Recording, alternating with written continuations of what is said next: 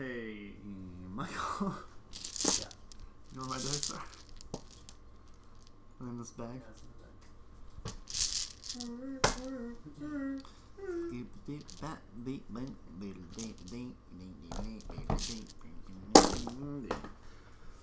Nat 20.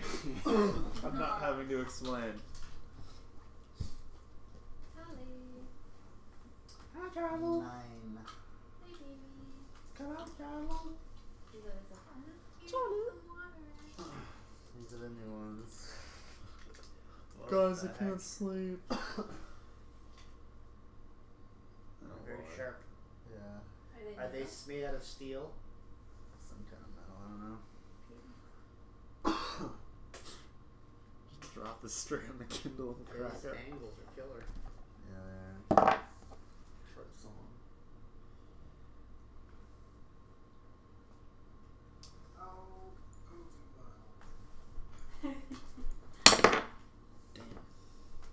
There's just no bounce to them at all. It's just. That's gonna come through the mic real loud. yeah. You have metal dice or something? Yeah. They're like, Nice.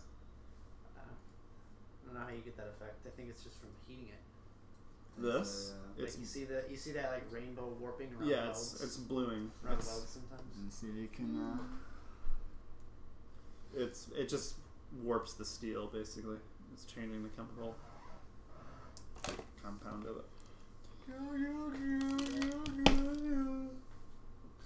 I get yelled at if there's any. Oh, if there's any bluing? Yeah, because you're changing the structure of the steel.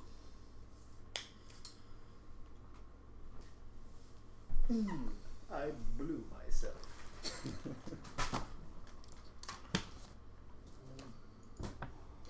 I'll get that.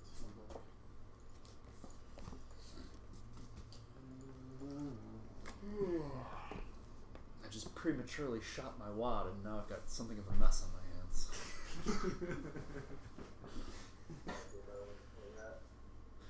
What was that? There's gotta be a better way to say that.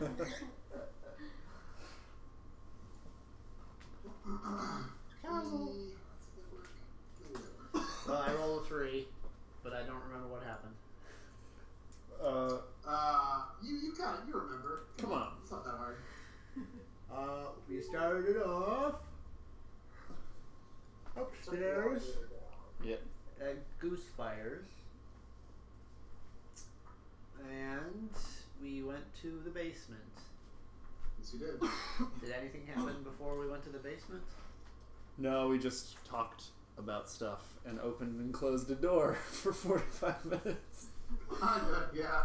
You're not wrong. What happened? No, we did something. It was stupid. And whatever. We got ourselves locked in an elevator and then Oh yeah. you had Yeah, your... there was like a trap, but with Chris's or tricksy way of using Unseen Servant, he kind of set the trap before it could go off.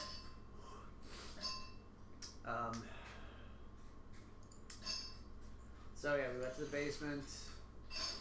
We hung a Louis and snuck sneakily, and we came to a guard and went back the other way. What did he turn into? No, there's just a guard Crow or something? Just a guard standing there. Oh, that's right. There was like a weird woman in like really heavy plate mail. There was some kind of backpack that looked like it was moving. Yeah. Yeah. But we decided to come back later after going back the other way first.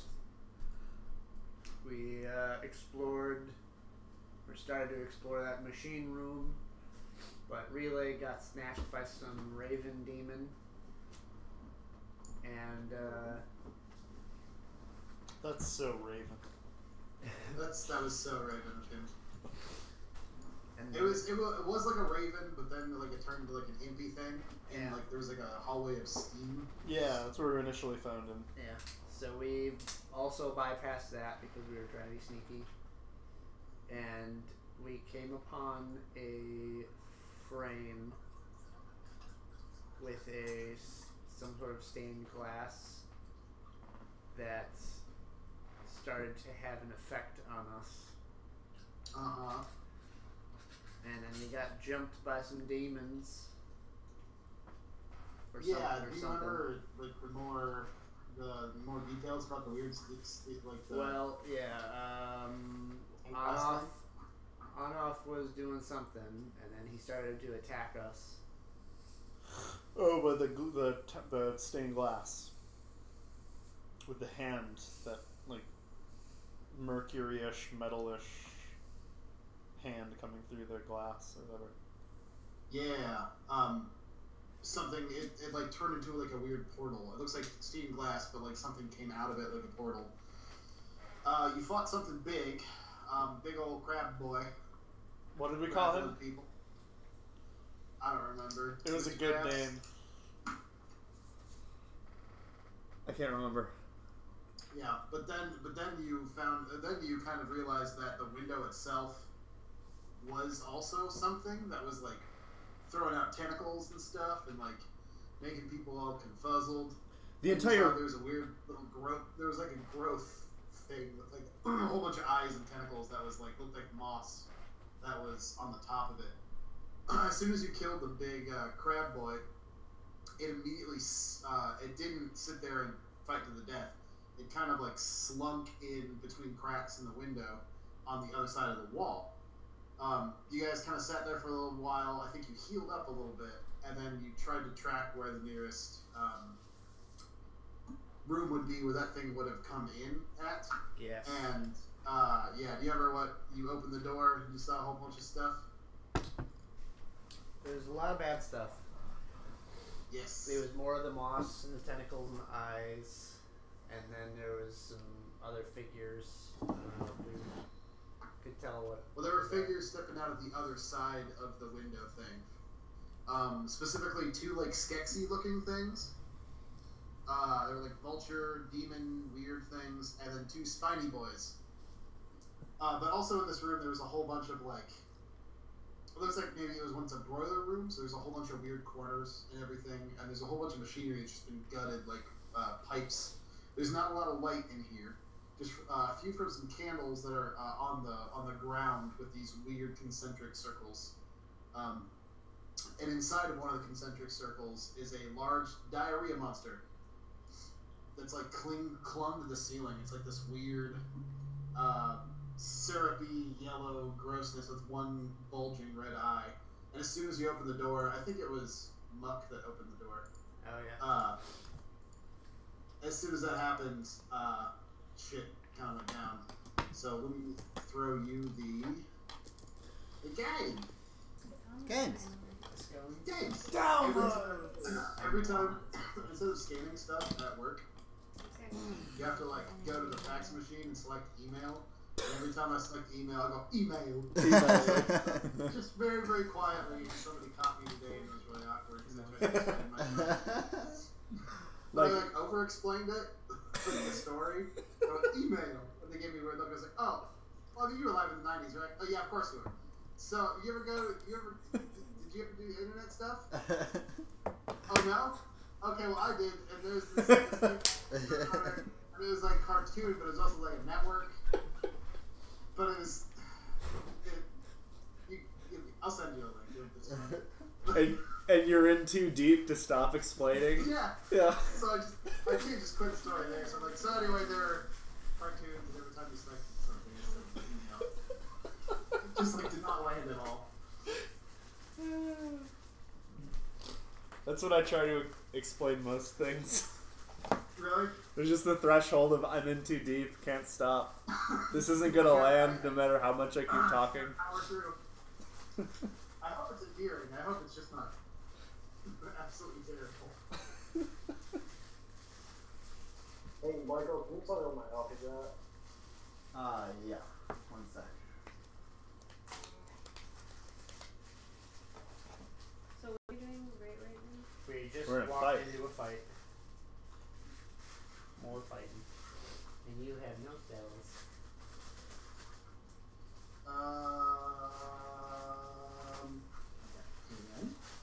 And I got a paper. I think I only have So let's do this. Let's roll some initiative. 21 health. 21.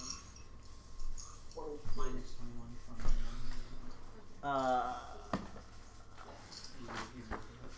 Ballstar got a 14. Okay. Terrence got a 21. Damn. What's your initiative bonus? 2.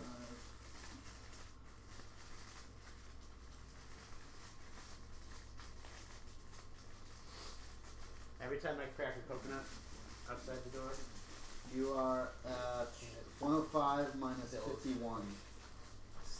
be watching me out the window. Like, don't damage my driveway with your coconut. Yeah. I got 16. Here we go. Lena at 16.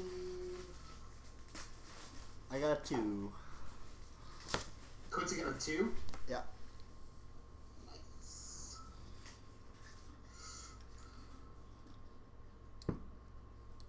Yuck. Yeah. Bad coconut. He's chewing. Not sure. Oh. There's a weird coconut. It's like one of those white coconuts. So it tastes like a packaged coconut. Oh. I hate that taste.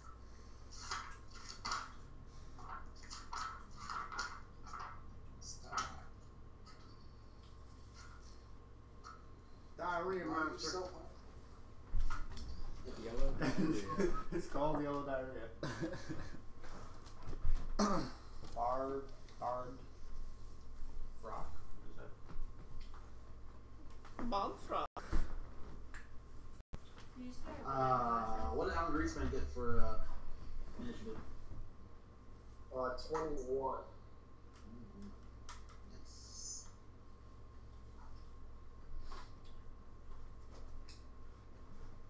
Who's got a higher dex? Terrence or Alan? Alan. Alan? My dex is 15. Okay.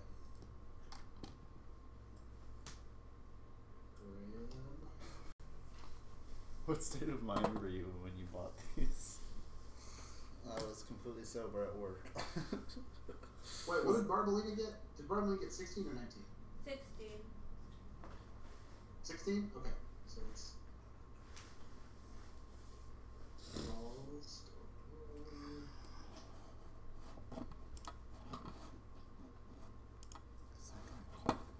What did I...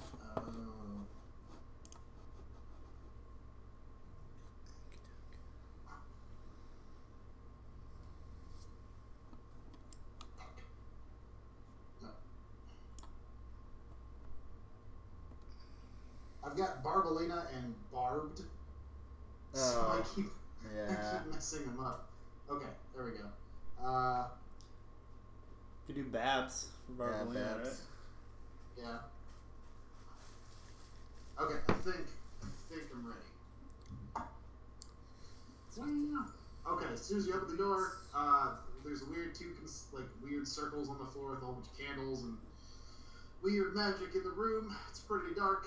You see the big yellow Diarrhea monster. Alan Greenspan's first. So there. This is the magic. Okay. This is on the floor. You said the magic circle. It's kind of a high room. It's like a 20-foot ceiling. Man, I really don't want to step on that. I guess I'm gonna run through here. Are these each 5? Yeah, each one of the small ones is 5. I'm gonna post up right about here and fire some arrows at Diarrhea. What are you firing at? Diarrhea. Diarrhea. That's super gay, yo. The hits are 13, Where's that music 24, coming from? 25. The speaker over here. Can I go down a smidge?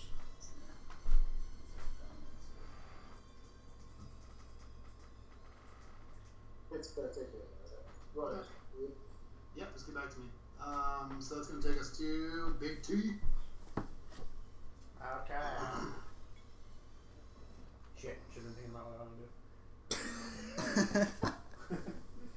Just chewing Alright. coconut. Yum, yum, yum, yum, yum. Shit. Pass. What level is my that confusing static synaptic static? Is that It's level? 5th level. Should I blow it? Oh, I'm not doing good on health. Or spells. I didn't realize. I've got a 23 total damage. 23? Yeah, we haven't And rested that's with a since- magic weapon, yeah? Yes. Heal. It's bad. If you hit it, it seems to do pretty decent damage. Alright. I'm just gonna blow it. You're just gonna blow it. Yeah. Alright, I'm going to cast Synaptic Static. Encompassing. Ooh, that's one I'm not familiar with. I've done it once before. It's a 20-foot radius, so it'll hit everybody in there, centered on the yellow diarrhea. That's not gonna get old It's not at gonna all. get old. Okay. So, let's see. They all have to make an intelligence saving throw. D&D. Just in case Andy. the yellow diarrhea And has an D&D. intelligence score of 2 or lower, then it would not be affected.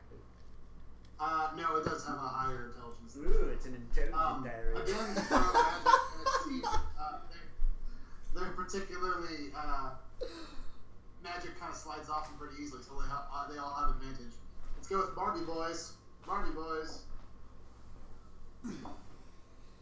With a 7, so that's a fail. Barbie boy number 1. God fucking damn it! I lost the d20. No.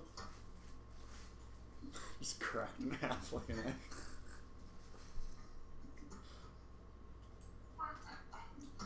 Barbie boy number 1. What would be inside a Roll natural D20 one, like he a has gold advantage. tooth? With a 8, so that's also a failure, so both Barbie boys. Let's go with the Brock's intelligence.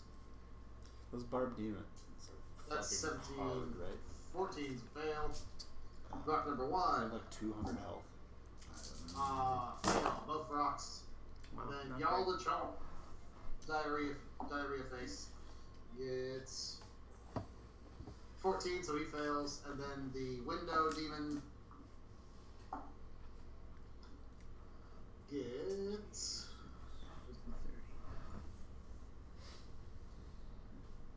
fails. So everybody fails. Wow. Holy crap. Nice. Okay, so they will take 30 psychic damage, Okay. and the effects are as follows. They have muddled thoughts for 1 minute, and this is not a concentration spell, so they're just affected by this from now on for 10 rounds. So the penalty is we roll a d6 and subtract that number from all attack rolls, ability checks, constitution saving throws to maintain concentration. Badass. It can do an intelligence saving throw at the end of each of its turns to break the effect. Okay. So how do you want to handle the d6? You want to just one roll? No, just at the beginning of a round, we'll just roll it. Okay. C'est super cool. Alrighty. You throw out, what does synaptic static look like? Or synaptic shock? Synaptic static. It's psychic damage, so it's effect stuff. it's just a bunch of popping noises all around their faces. Okay. There's like a It's like I can as soon as the melee electricity bug, happens, or I could actually you try see and them all do kind of some tense damage. up as you throw out a spell, but spells. ooh, I could do like call lightning is what I'm thinking. you don't. I guess you I could do don't like have line of fourth sight level on and the 4 diarrhea to 10 monster on where you everybody. are. You're gonna have to move. And I can just keep it up as long as I can be concentrated.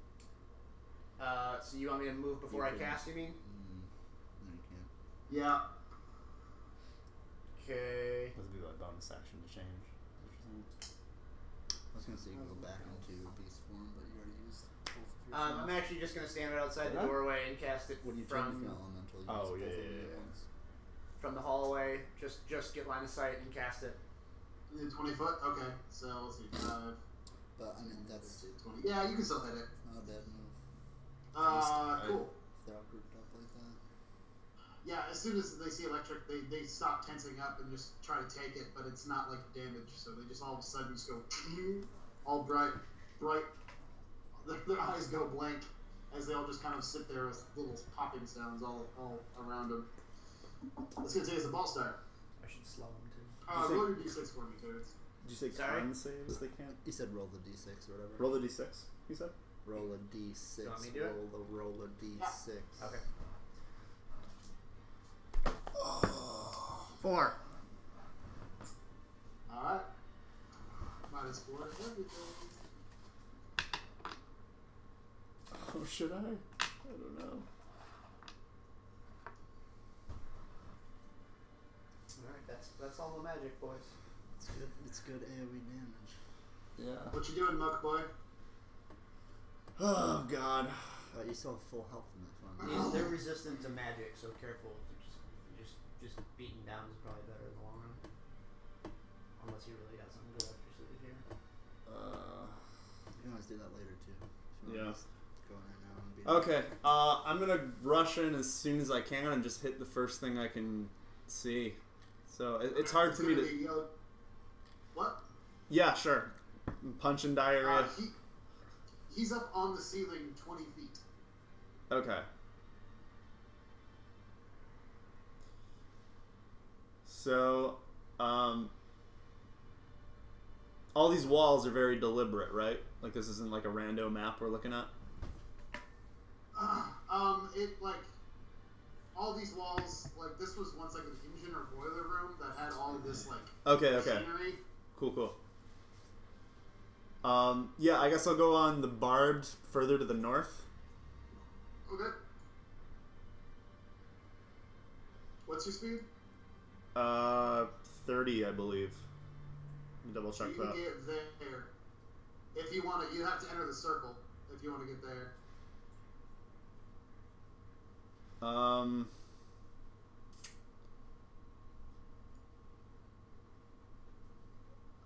I'm gonna stand in the doorway then, and just hold my action to whoever comes close to Alan. I'm gonna swipe at. Oh, can you melt through that wall? No, I can't go through. Oh, okay. It has to be like unearthed stone. Okay. So yeah, I'm just Alright. gonna do that. Protect Alan. Alright. Muck is protecting Alan. Law or Belina? Do I get close to shoot stuff? No. You just need a line of sight. Yeah, you have to go in the room. Which is the big square? Yeah. Okay. You like run up behind Alan. Shoot over his shoulder. Yeah. Alright. I'll go behind Alan and Eldritch Blast at the diarrhea. Okay. Who? Diarrhea monster? Yeah. Alrighty.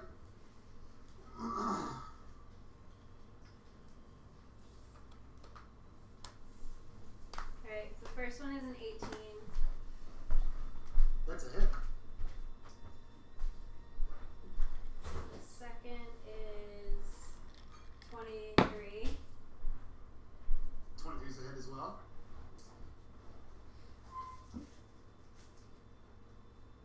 And the last one is 16. 16 is a hit, actually. Oh, sweet. The D8 for damage. 3d8 plus 12. Eldritch Blast, D10. Oh, Oh, just 3d10. Yes.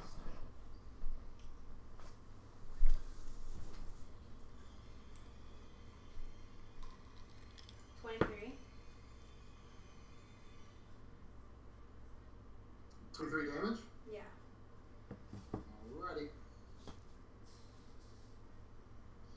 Yo, just unloading on Diarrhea monster. His feelings are hurt. Barbies Hey, are going to... John, point of order, am I transformed right now still? Yes. Okay, cool.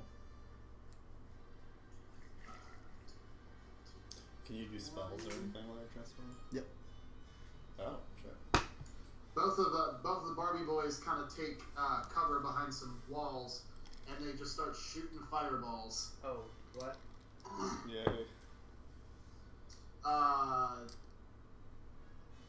I think one's going to be a Barbalina, one's going to be on Okay, not natural. Yeah. I was like, yay. I could take maybe one hit.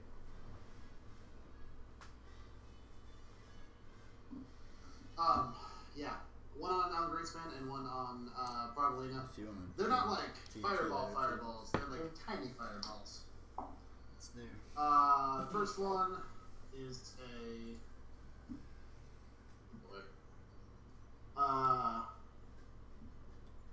a 10, yeah, which misses Barbalina. The second one is a 20 on Alan Greenspan.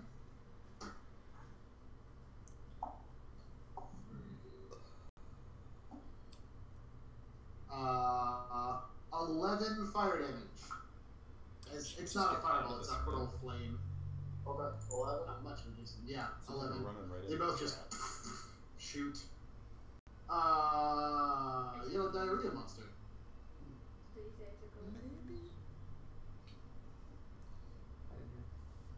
Did you say Barbalina took 11 damage? No, that was Alan. Okay.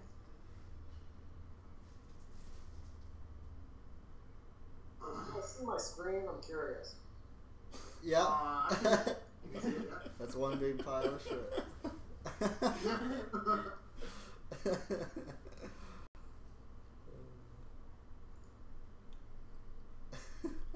Tremors? What is that from? It's from Jurassic Park. Oh, okay. I think it's... I don't know which one. It's either one or two. Because I haven't seen Alright, any of the others. so- I know the reference. Isn't there a new one out? There's two. There's new 10 ones. new ones. I think. Two. And is Jurassic. there like one Actually, I don't know if the currently out second right one came now? out yet. Jurassic World. Jurassic Twirl. I heard it was very good, the first one. We Jurassic World. I think we saw it. Oh, give me a sec, sorry. Need to go. Yep. The first new Jurassic Park.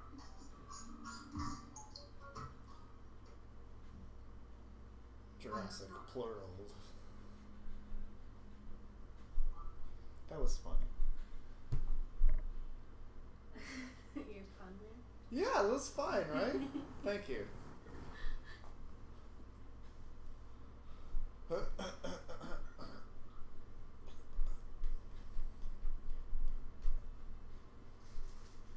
Oh, it is out. It's out now. I thought it was just because one of the guys in the house, he always plans out his events like a year ahead of time, and he knew that that's what he wanted to see at the drive-ins because he goes to the drive-ins once a year, and so they went to the drive-ins while I was away. I like that ritual.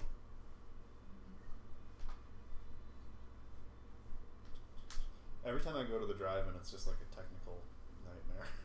It's like someone's battery dies. I usually go with them. That's why we had a discussion because he was like, "We're going to the drive-ins," and I thought he was gonna freak out because I was like, "No, actually, I can't go." But in his head, like when things are set in like they're set Sure. in stone, he like doesn't like them to change. Like Josiah. So then he was confused, and I had to keep talking to him about it. And then I was like, "You can wait for me to come back if you want." And then he was like, "Okay," and I had a feeling he would change his mind and be like, "Nope, totally going out without you," and they did. Yeah, he was fine. Except he bit someone. Not in the same context.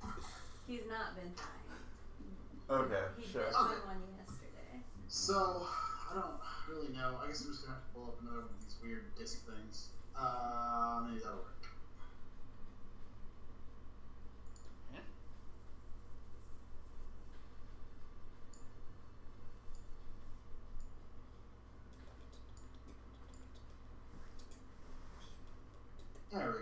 so. Yeah. All of a sudden, this huge thing, the yellow diarrhea monster casts something, and all across this 20-foot cube is web. Just appears out of nowhere, sticking to everything, impeding everyone's movement. It's real gross. We need to get the fuck out of this room. Yeah. They're difficult terrain and obscure the area.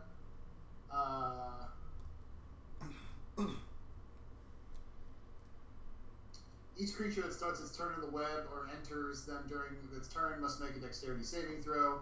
On a failed save, the creature is restrained as long as it remains in the webs or it breaks free. Big ol' web. It's gonna stay in the circle.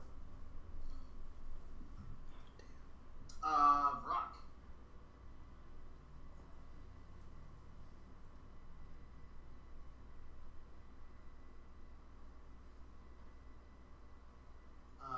The Vrock's just charge.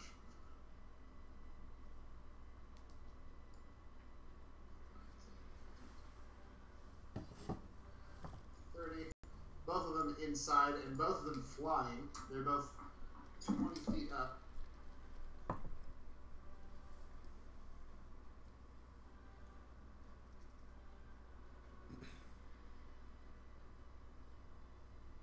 Let's see. 5, 10, 15, 20, 5, 10, 20. I'm going to need Alan Greenspan, Ballstar, and Quincy all to roll Constitution saving throws. Oh no. 16 for Ballstar. But I'm going to use the indomitable thing to do it again. Okay. 24. Did anybody get below a 14? No, not Ballstar. Okay. I hit a 14. Okay, actually you're good. Okay, nice. So yeah, just stunning freaking screech comes from one of them. It definitely hurts your eardrums a little bit, but nothing else. The other Vrock.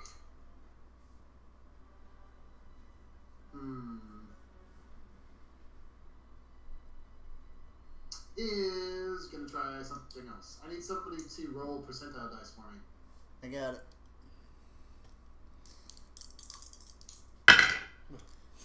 81. 81? Okay. You see it kind of mesh its hands together, close its eyes, and try to say something, just one weird word that just kind of echoes with a strange presence, but nothing happens when he does that. Then it's Quincy's turn. Alright, I'm going to cast Freedom of Movement on myself. Oh, crap. I forgot to put on-off in. Yeah, I'll put the next one. You do what?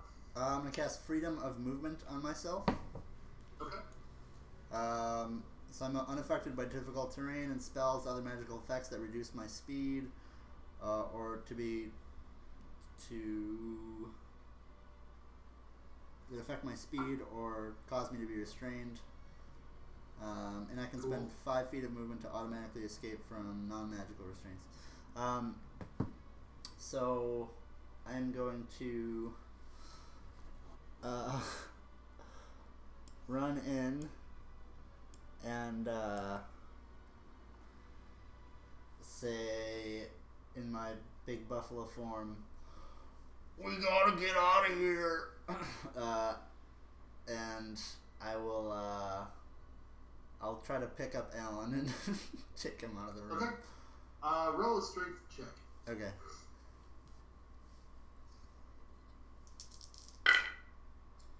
Uh, 18. 18, that's enough. You rip him out of all the webs. Nice. Barbolina is still stuck to the wall with all the webs. Okay. So I'm carrying him. Can I just carry him out of the room? Yeah, sure. You use rest of movement. Okay, cool.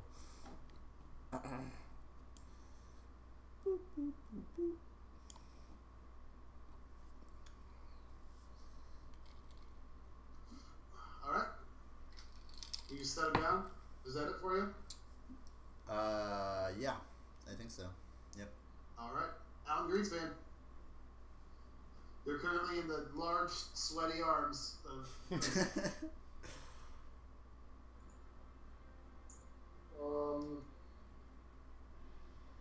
Let's see. 5, 10, 15. Can I see this second rock? Yeah, you can. I guess I'll just shoot at him. Okay.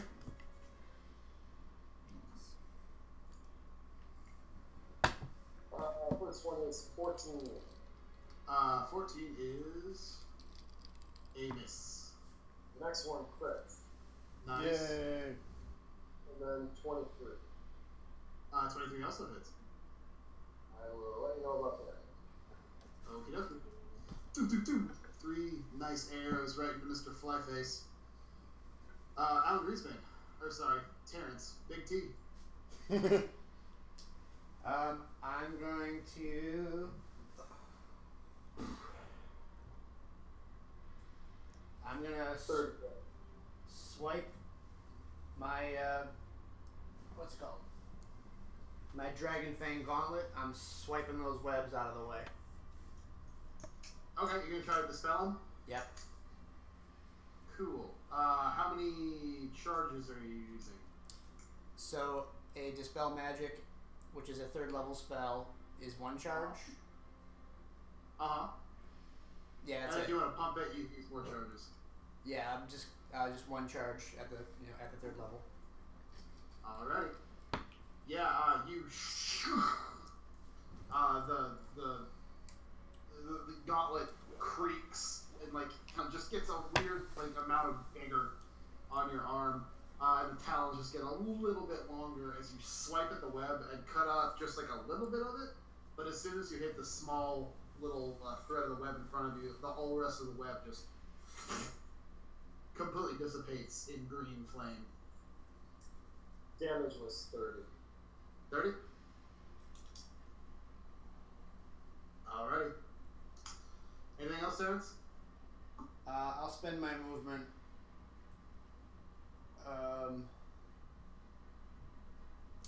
Does the hallway continue?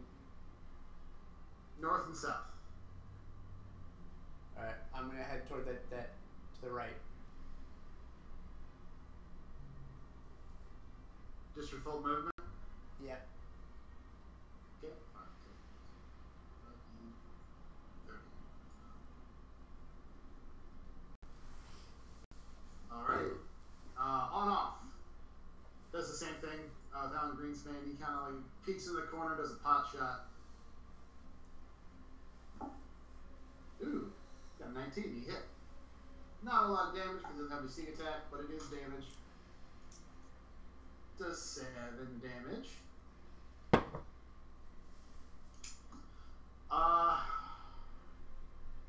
He then, yeah, bonus action too.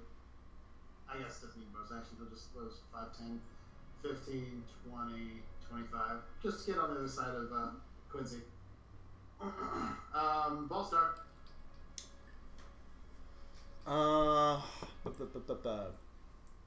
Can I save to get out of this? The webbing? You're not in the web anymore. Terrence dispelled it. Oh, nice. Man, what am I gonna do?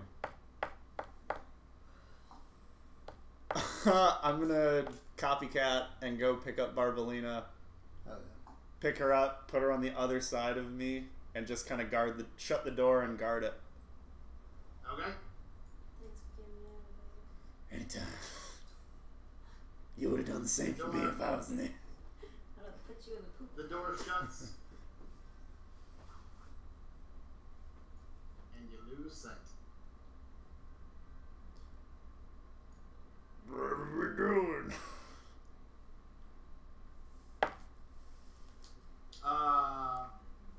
That's it's Ballstar's turn. Barbalina. We should run away or spread out or something in case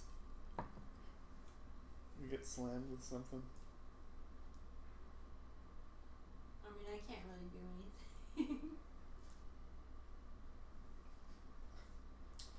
I just try to get away from being We're all just. all clumped up.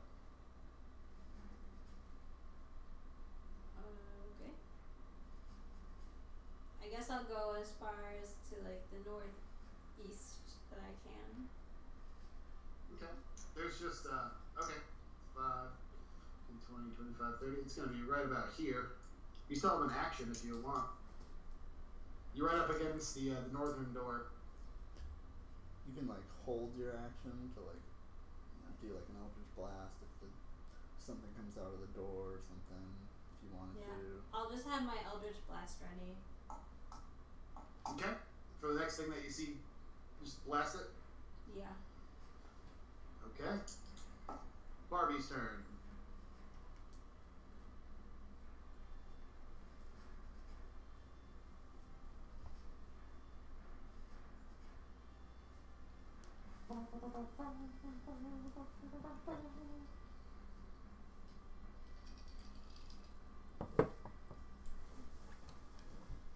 Okay, that's their turn.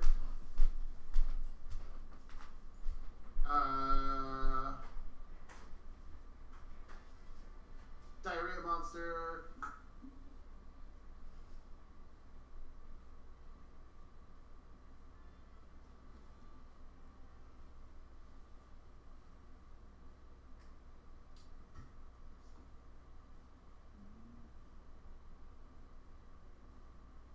Okay, it's its turn. Brox.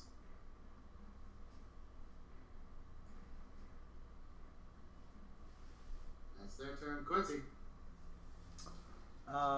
I am just gonna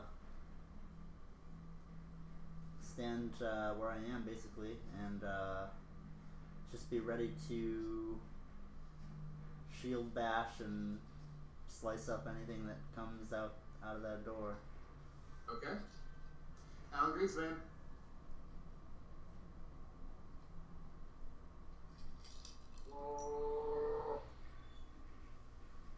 5, 10, 15, 20, 25. Yeah. Step back.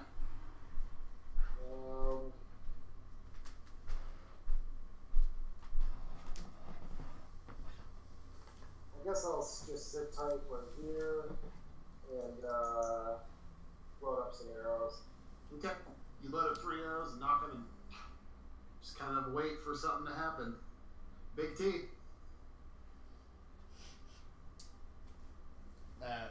What's the plan here? Where are we going? Should we go back to the elevator?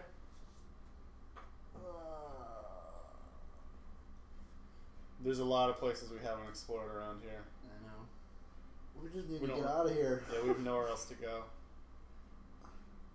We got that guard back from the ones we came. There were a couple of different forks. We don't know what's to the north. There was up the staircase where we met the guard. There was through the steam hallway where we initially met the crow animorph, and then there were 2 There is doors. south. Yeah. South past the stained glass window where it descended into darkness. My vote is where the guard was up the stairs. What about that? Just going back in the elevator. It doesn't go anywhere. We can go back to Goosefire's office. I mean, we can rest up there. Can we? It's all surveillance.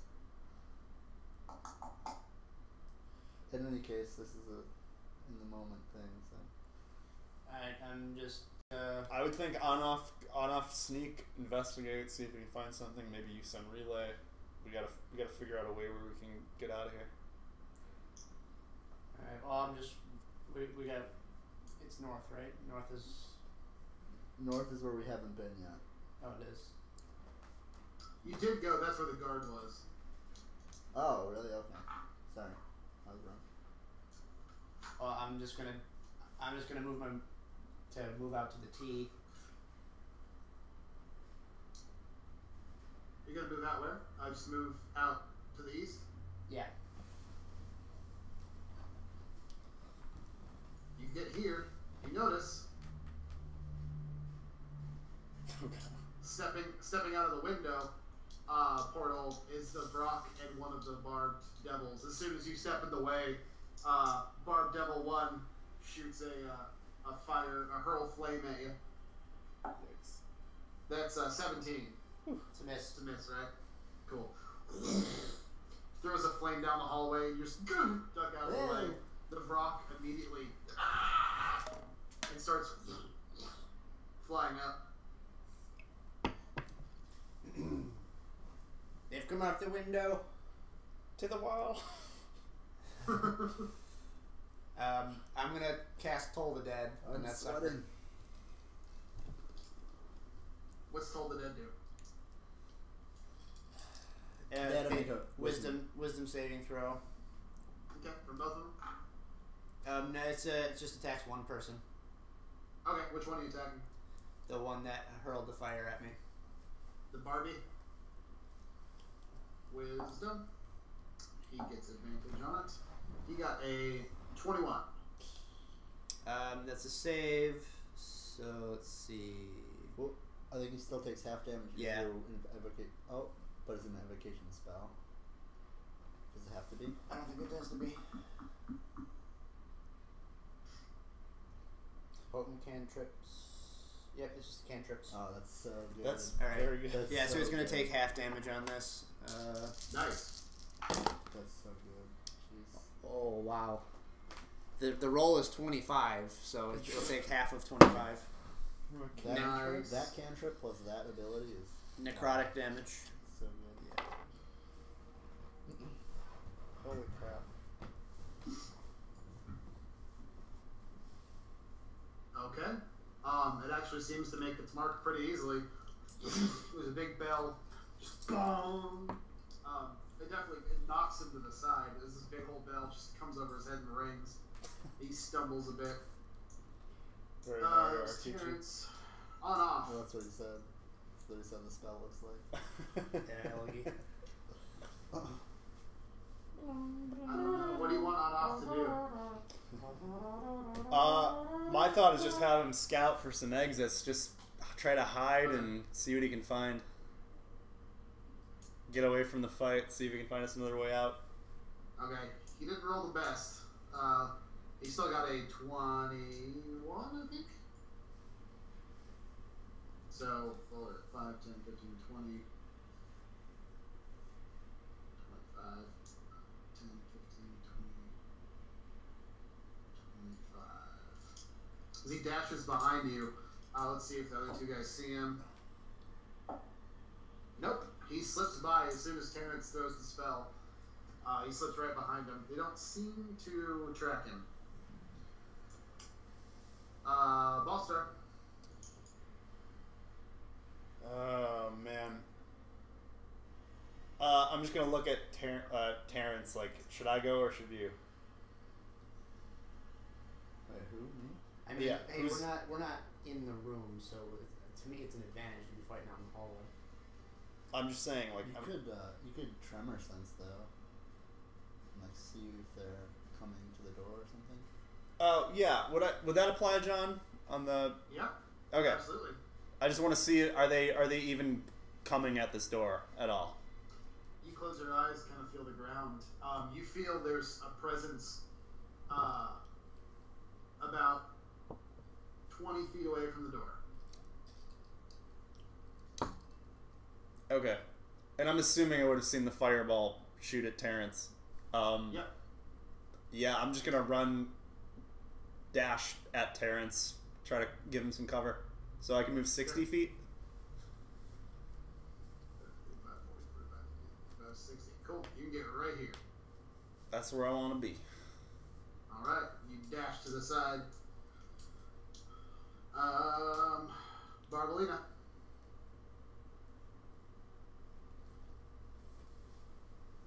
I'm just gonna stay put, I guess. There's a bad guy. Is there you are? Where's the bad guy? I can't see that. They're right here. They're like, so you'd have to get out into the intersection and like. Your character's right by that door. You're up third, top. from the left, so you can run out and blast him. Okay, I'll run over further to the east and You can can see him right about here. Okay. You can just barely see the barbed devil over here. Alright, I'll go after him. The first roll is 18. It's a hit. The second is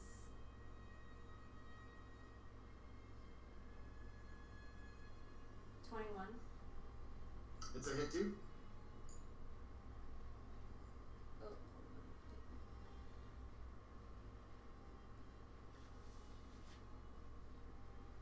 Okay, the third is 21. That's a hit as well. All three hit.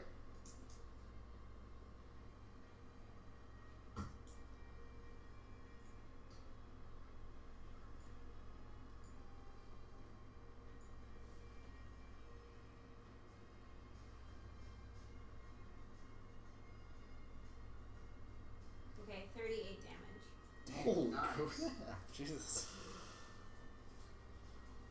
Wow, that's some good rolls.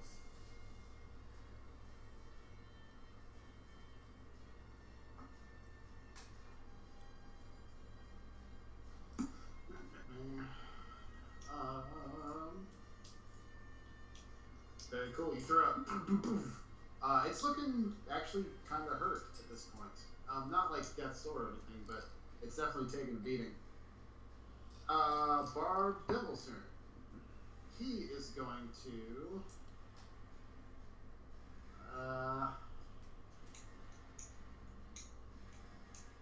I guess he's just going to throw at the big threat. He's going to throw at Muck. It's 10 versus AC. Yeah, it's a miss. Okay.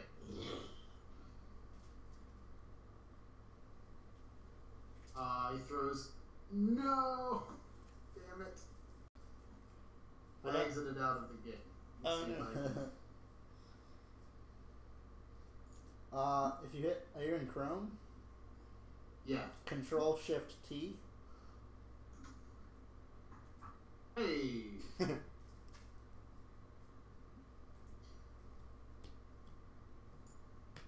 Oh gosh. You guys are watching. Are you guys watching this the top to down? Yeah. Okay. Yeah, because in 3D mode, this is yeah, you can't see anything. There we go. Cool. It's gonna do another. That's a 9. It's a miss again. Yep. Both of the flames miss. The other barbed one takes its turn. It is Diarrhea's turn. Diarrhea Jones.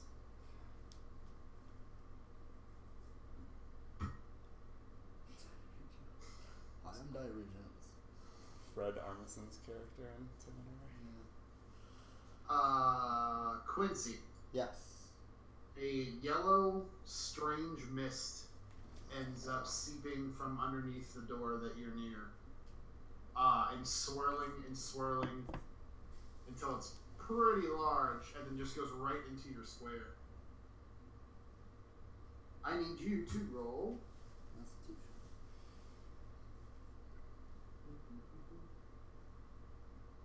Well, you don't roll anything yet. Okay. But this, yeah, Jesus. this thing has like turned into mist weirdly enough and is just in your square. Rock. Also, after that thing happens, there's another seeping of stuff underneath the door and through the keyhole. Another weird gas. This one is like purple and black and filled with a whole bunch of weird filament that's just kind of seeping out. I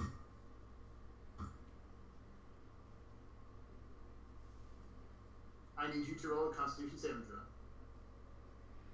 Me? Quincy? Who? Quincy, right? Yeah, Quincy. Oh.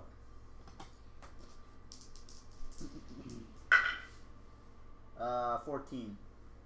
14. You actually make it.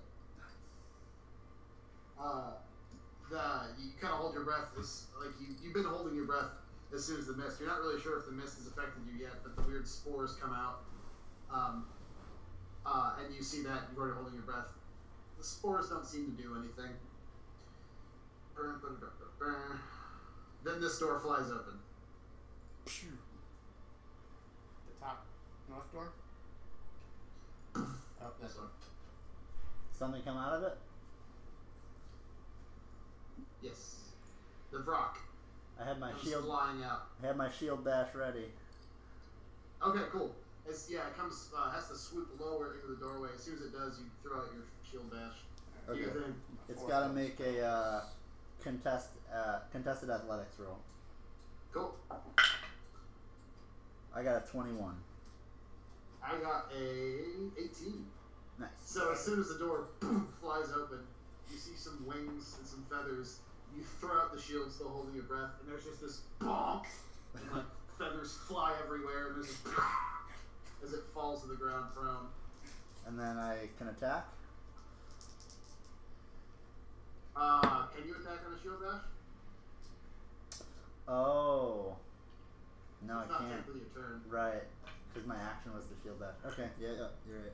Okay. Well, actually, oddly enough, now it is your turn after the block. So go ahead, do your thing. Oh, okay. It doesn't do anything. He prone, right? So you got Yeah. advantage? Yeah. Damn. He's prone. He's not flying anymore. So. Oh, here I Oh, go. before you attack, sorry, Before you I need to roll attack. another Constitution saving throw. Okay. 16. Okay, you make it. You held your breath in time. You're not getting any of the mist in your system. Nice. Alright, so then I will attack. The, Diarrhea mist. I just listened to the Sawbones episode about hepatitis A, which is like, Oh my. this is very on brand, on Yeah. topic. Yeah, really. first attack is a 29. That's it. And then also another 29. Damn. So that was it. Okie dokie. Huh.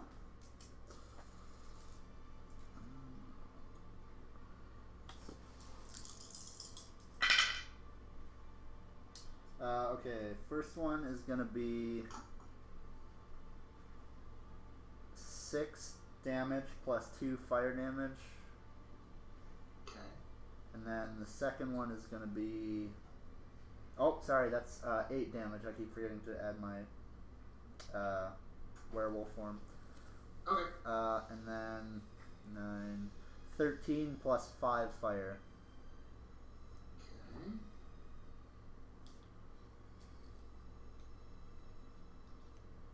Alright, you done a total of 90 damage to this thing. It's still up and kicking. It's looking bad, but not on death's door yet. As, you just completely waylay it while it's on the ground, just trying to shield itself with its wings, and you're just crushing through it. Breath still held. Alan Greenspan. So, what do I notice about that mist? Oh. Coming from the door or from the diarrhea? It's the same weird shade of yellow that the diarrhea is. You know what? Can I move, John? Sorry. Yeah, if you want to. Okay, yeah, I'd like to back up towards the T intersection about 15 feet. Okay. I think you'll provoke from the rock. He's prone though, right? So it would be a disadvantage? It will be, yeah. Okay, yeah, I'll do that. 5, 10, 15, 20, 25, 30. Oh, I only wanted to go like 15. Sorry. Oh, just a little bit? Okay. Yeah. The rock hits at 17, which is a miss. Yeah, it's a miss.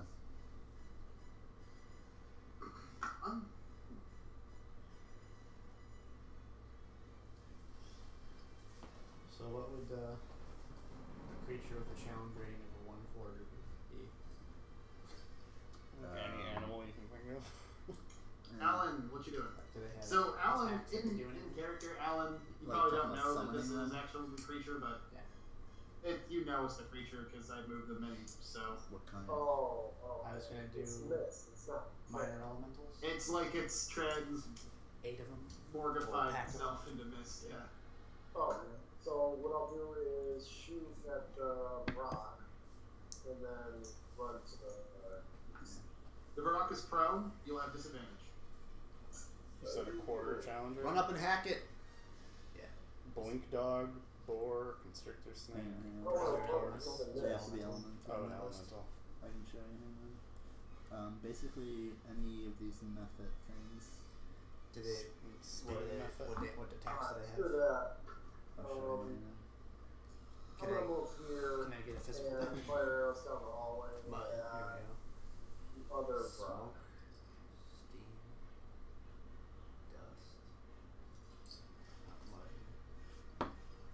The attacks are 19, 15, and 20. I see mud, smoke, and steam. That's all I see. And he's gone. No.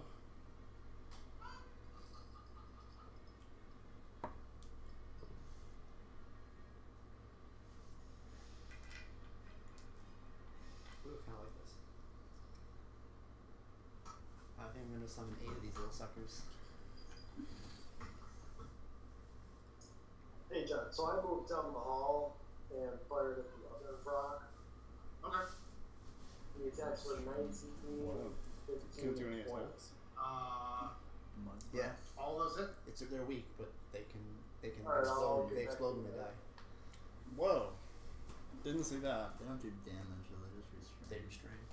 That's still very But good. there's a lot of things that restrain. Yeah, and Lindsay just screamed at me over text, saying, "Why is the rock prone? You pick him up." What? Because you knocked the rock prone. Ah.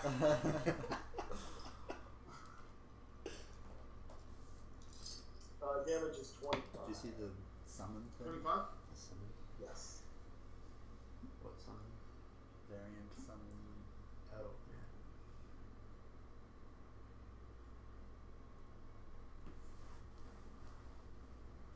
How do you want to do this on Brock?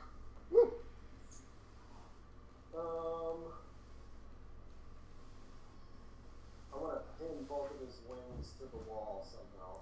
Awesome. I don't understand what Yeah, you're you saying. boom, boom, to the ceiling. Is that okay? Yeah, that's better. You pin two of his wings to the ceiling.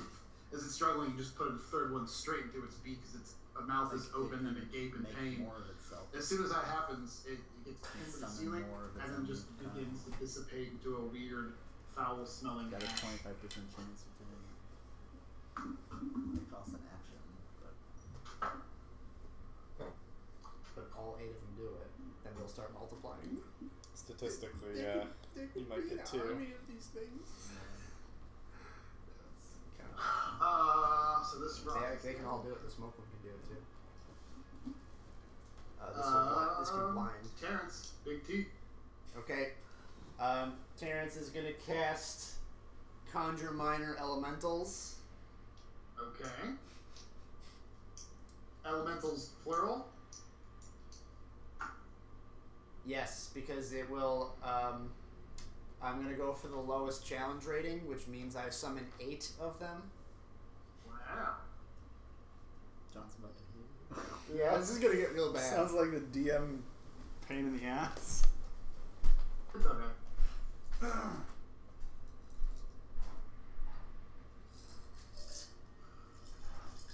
It can also cast Blur on itself. Alright, so I'm gonna summon 8 Steam Methods. Very nice. I don't know if I have any minis for him, so I'll just. What am I gonna do? I'll make him Hawks. No. Tiny little Hawks, and they're small sized, right? Or they're tiny sized. Scroll to the top, I should say. Small. Okay. What do they look like? I don't know. It's your creation, Chris. I'm trying to see if I should do the mud or this, because the steam do fire damage. I don't want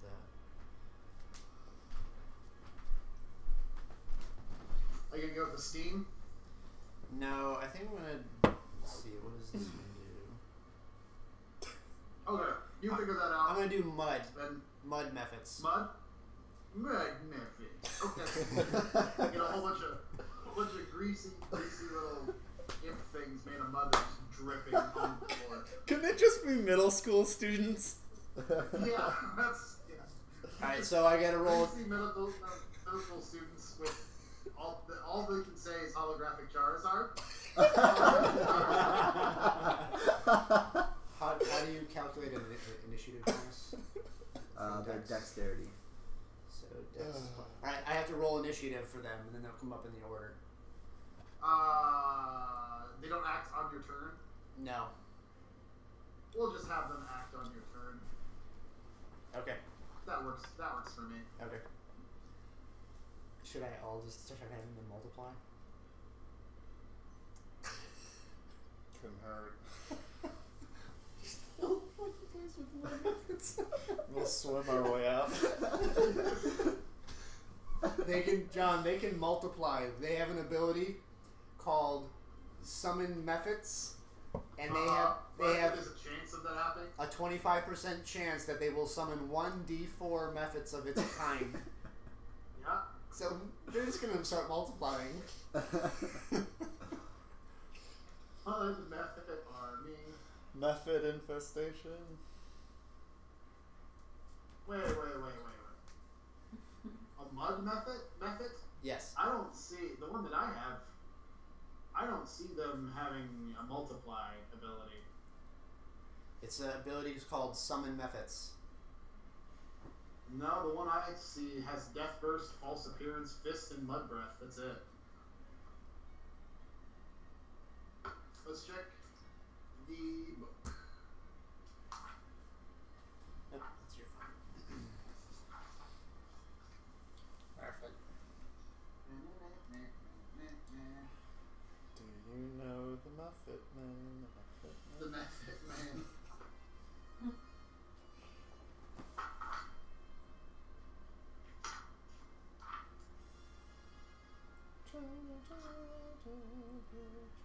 Yeah, the book does not have a multiply.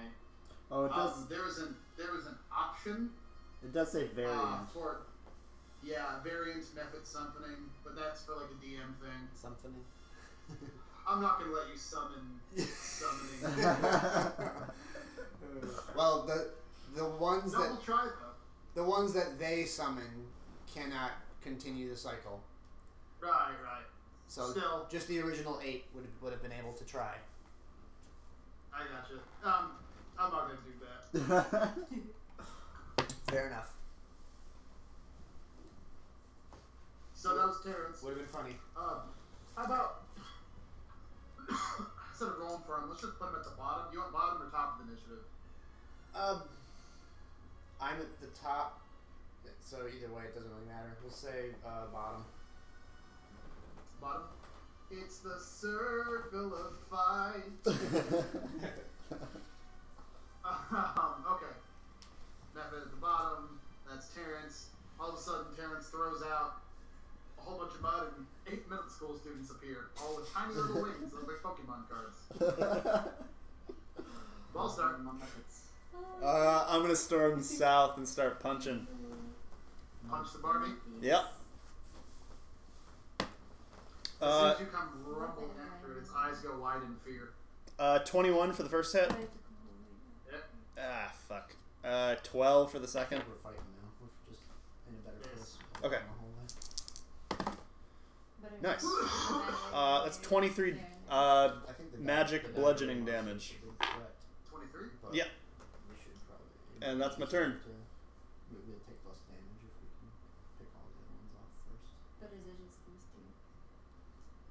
Yeah, we'll That's No, great. there's You two just to the move left, forward, just one in the room down there. So there's 3 right and there. just one glorious Two to the giant left. uppercut. I mean these two. Boom! The 3 on And, the left side are all back. As soon as you hit it, its head And then disconnects from its there's body. that one down there. Just pah, into like foul smelling ash. Hell yeah.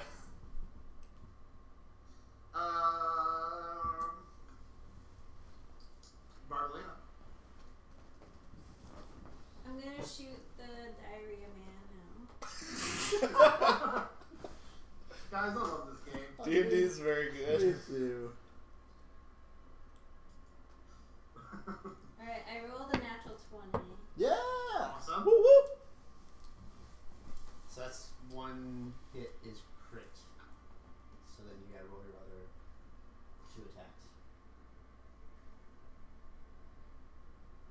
The second is a 19. That's a hit. Oh, ow. The third is also a 19. Nice. All three hit with one crit. Okay, so the crit is you can either roll your d10 twice and then add your 4 damage to it, or you can double your roll. Look at the poster Just- first. Is it when you crit, it's a double hit? Yeah, so the damage You either double double that. plus 4. And that would be the damage for one roll. I would obviously just double that. Yeah. Okay. So So 24 for the first so hit. 24 Oh. 5. So it's 29, Okay. and then another 12. So 39. 43 damage. Wow. Jesus.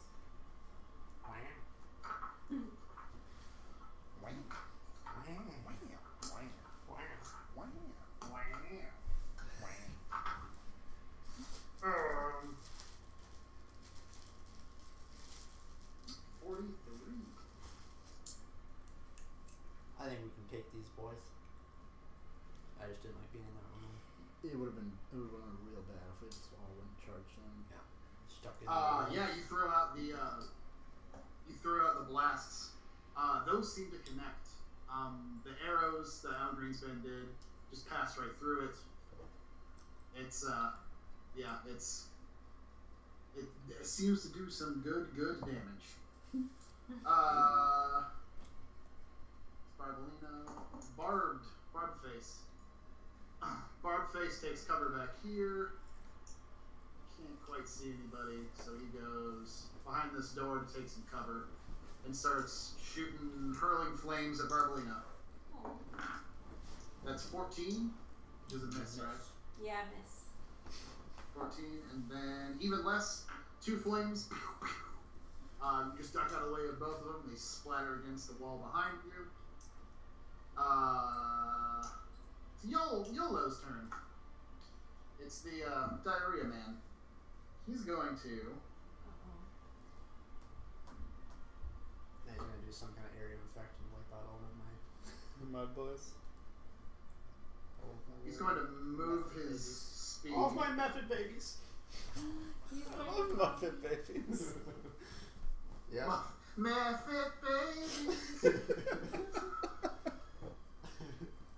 Alan Greenspan, Terrence, and this little Method 1. method baby over here. It just moves the mist into it. Oh god. You feel particularly cursed. Constitution. That's its turn. Brock.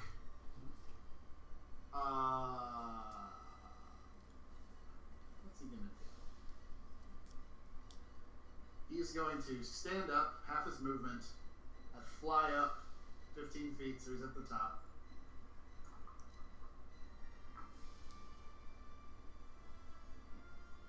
He is then going to 5, 10, 15, 20. Cool. He's going to do screech at you again. I need you to roll a Constitution saving throw, Quincy. Mark.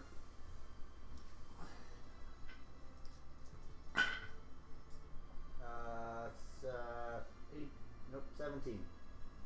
17? That's enough. You're fine. It screeches at you, hurts your drums a little bit, doesn't really have any adverse effects.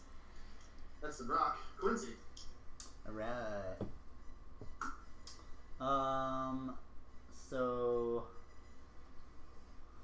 how's that Vrock looking?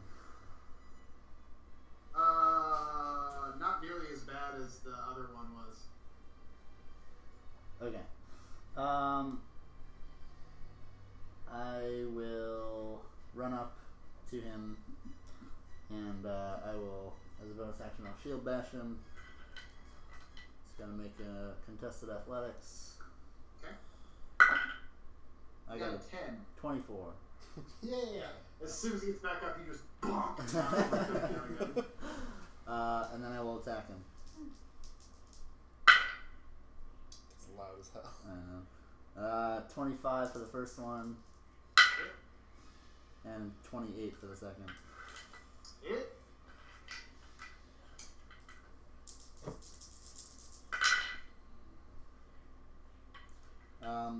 First one does 7 plus 5 fire damage. Okay. Second one does 13 plus 4 fire damage.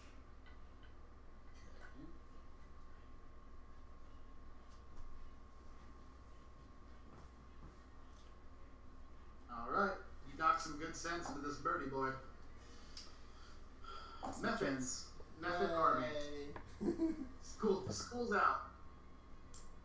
Method 1 has to roll a Constitution saving throw. Alright, where is it stats here? I got it. Oh, okay, you got it. Oh no, it fails. Can one of those Muffets die so I can make a 7 Muffet army joke? It fails. It ends up breathing in the weird mist. As soon as it breathes it in, it is poisoned. While it is poisoned in this way, it is incapacitated. It just falls to the ground with a wet slapping. Jesus. And when it hits the ground, it is indistinguishable from an ordinary mound of mud. No, nice. Because its power of false appearance. A muddle of pud. Puddle of mud. What was the song? She fucking hates me. That's the only one. Fantastic. What are the rest of the methods doing? Let's see.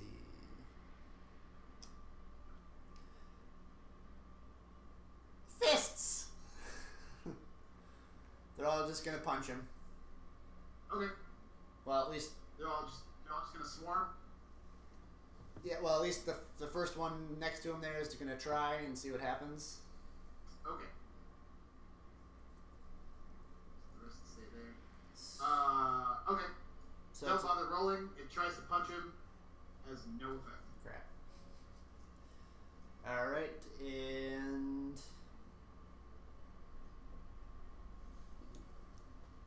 this is a bad choice, I guess. All right, it's going to. The next one's going to try mud breath. Okay. So it's going to belch mud into its face. So it says it must succeed on a DC 11 Dex or be restrained.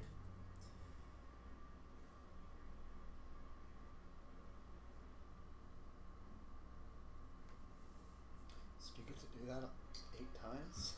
It vomits on it. No effect. Damn it. They can't do anything. Yeah, onto the gas. Have them rush the other fools. What's their movement? What is their movement? 20 feet. And they can fly. Oh. Oh, fuck yeah. Have them attack the thing on the ceiling. Alright, they're all gonna dash. The rest of them are gonna dash towards the other guys on the left there. 40 feet, right? Okay. They can fly 40 feet. 10, 40. Wow.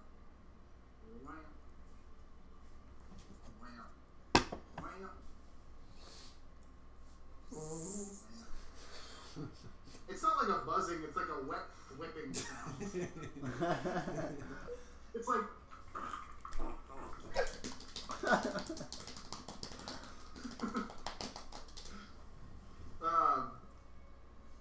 alright, 7 method army. Dash. 40 feet is their dash? Yeah. Okay. Yep, they all just keep it buzzing. Alan Greenspan. Need to roll a Constitution saving throw. Don't drink the poo gas. 22. Yeah. 22? Is that a Good. Hysteria joke? Hysteria was so good. That was my favorite show. I'm gonna walk 5, 10, 15. It was from like the 20, writers of Pinky and 25, the Brain and 30. Maniacs. Can Remember I the see show? this window monster? Yes, you can. Yeah. I would like to shoot at it. Alright. So is this guy immune 17. to 6. I think it's just like 2 hits. Poo gas. I think it's an attack he's doing. I don't think it's him. I'll let you know. Okie dokie. Terrence, roll a Constitution saving throw for me. Oh yeah. Take it. Oh, sweet. 20. Nice. You are good. Damn, we're rolling good against that. Yeah. 18 window damage. 18? What was his attack? Whose attack? Alan Greenspan. What did he do? He fired arrows at the window thing. The stained glass window. Oh. Okay. Phew. I'm going to use my movement to get to the right 10 feet and then down 5 feet.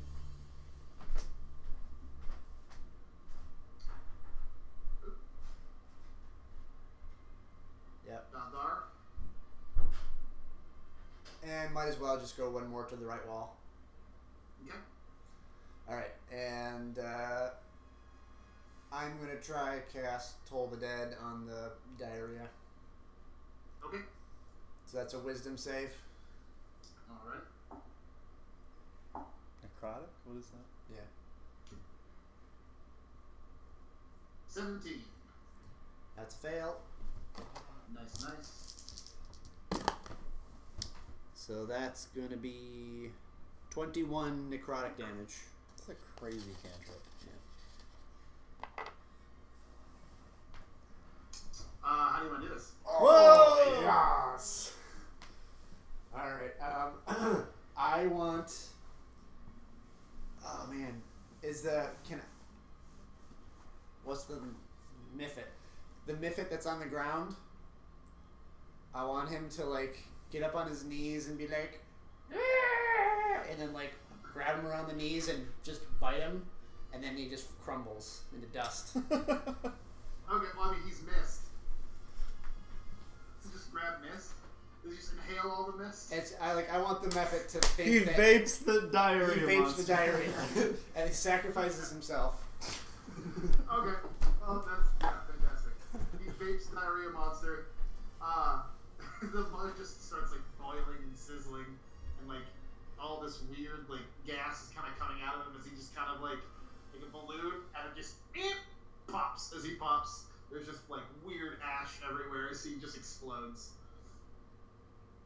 Diarrhea's down. Bye! What should you do? I just told the dead on him. But I had my method suck him down. 10, 15, 20. Goes off the map this way. Roll perception. Doesn't see too much. Ballstar. And you just run to the bathroom. How many more? Okay, we'll skip him. Two Bartley. now up there. And then there's something that weird window things. Is it my turn now? Yes, it is.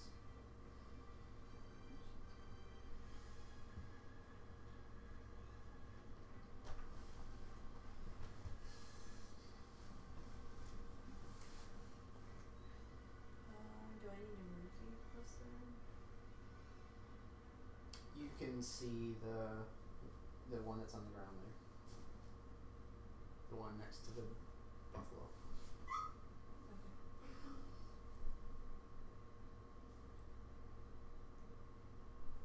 Okay. I'll just blast the little guy by the buffalo. Alrighty. The Brock. Yeah. 11 on the first one. The Miss. Yeah. Natural 20 on the second. Damn. Yes. And a 27 on the last one. Damn. Nice, nice. It's a hit. Boston makes it feel good.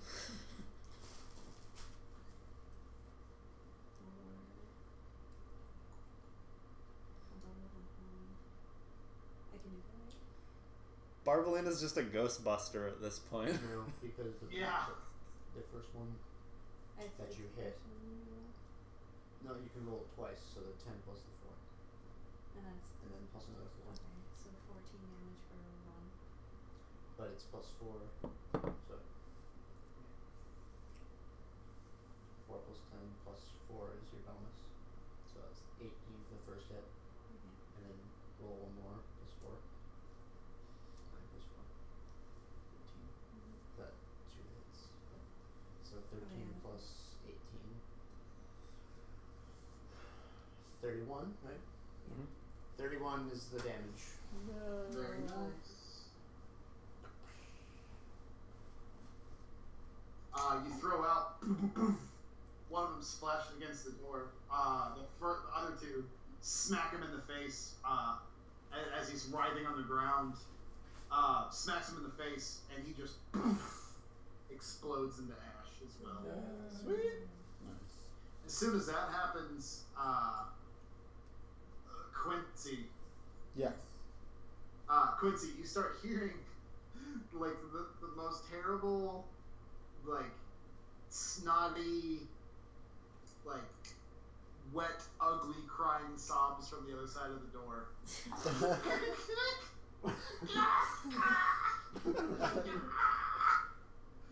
You hear some words that what languages do you speak? Just common and Dwarvish.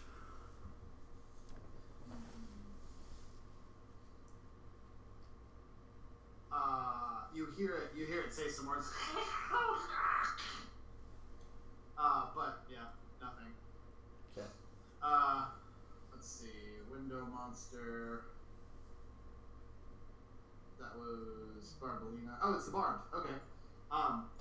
He kind of peeks out of the door with his hands up. And he's got like these like terrible like globby mucusy tears coming down from his like weird eyes covered in barbs. He says something, he sees that you don't understand it, and you hear in your head, he goes, no, kill! Who is he talking to? Quincy. Okay. He's using telepathy. I just kind of step up and snarl at him. You see 6 barbs shoot as he poops barbs out. He surrenders. Brock's dead. The axe clearly sees that everybody, they're pretty outnumbered. So what he's going to do is that he's going to crawl into the stained glass window that he's in. As he crawls and it gets all warped and everything, he just... As soon as that happens, it like all kind of shrinks up like a hole and just pop. And the window's gone. Huh. We're out of combat at this point. Okay. I do want the methods to hold him at spear point. All of the methods. They all just move directly towards him, spears, and he's like, no, kill, don't kill. Let's take a quick fight really quick. Yeah. Yeah.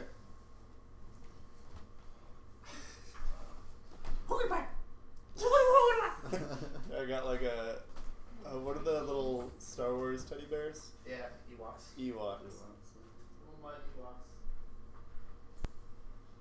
So I think these guys are like there's like a distinction in D&D between like devils and demons, right? Or it seems like There's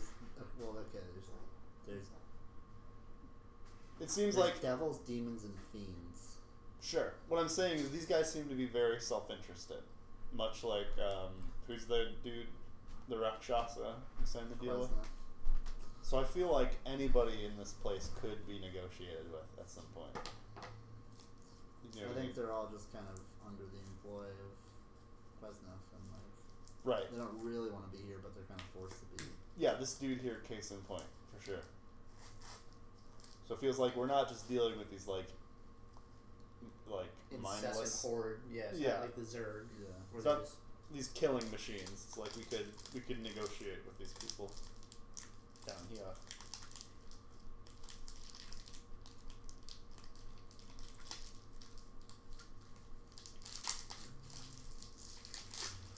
cheese and makes me feel good. Is that the monster? It's a monster cheese. Oh, my hair tie broke when I was putting my pony up. I have so many. Can I have one? Yeah. I've never been without one when I've wanted one. It's a strange. Cutting It's like shit on it's my like a, lap. it's like a with feeling hair of not shot having a knife. friend. Careful.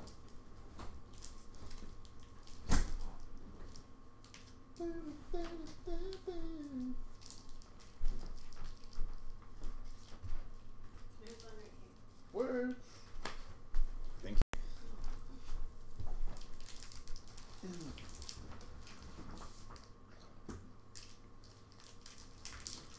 My coworker just started listening to the Bim Bam. You what? I got my coworker to start listening to the Bim Bam. Oh, good. I didn't even like prompt him. I told him about him like months ago, and like just started listening to him. And it's like, yeah, it's pretty great.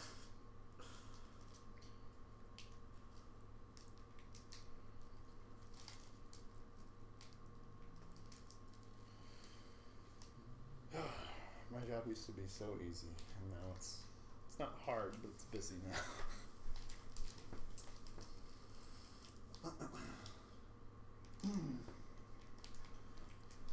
Now, Scooch. How nosy are your neighbors? I don't know if I've ever met them. Okay. Ask and answer. Do you mind if I hang out on your porch for a minute? Should be alright. I mean, the landlord gets weird sometimes. I mean, just in that he walks around Yeah, he all the lives time. out. He's like weirdly patrolling. Okay. I'll look around. Yeah. You want that? Like he's usually like more on the parking lot. But I don't know what he's doing. Yeah, he's super weird. Keeps himself busy, it seems. Yeah.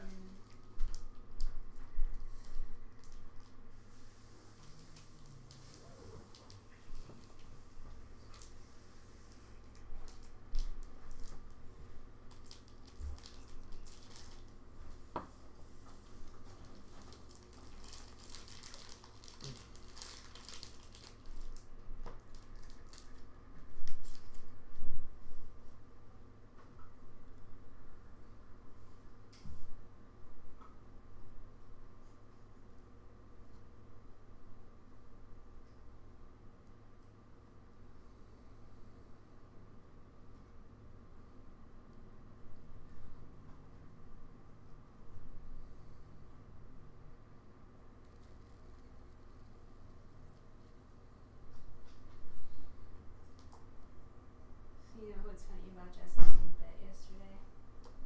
Hmm. He's the most normal today that he's been in like over a month. Sadly. He was like talking to me very normally and calmly. He wasn't swearing at anybody.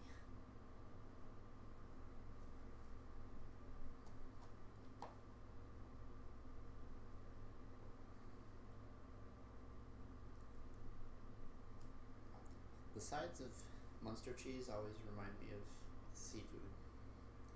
Well, imitation crab. Yeah.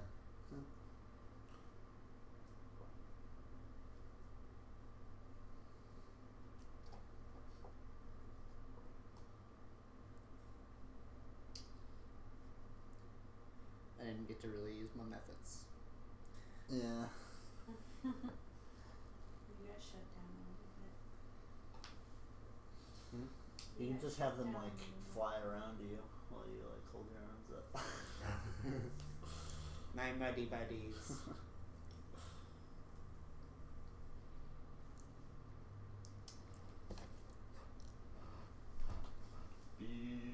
Behold the cheese.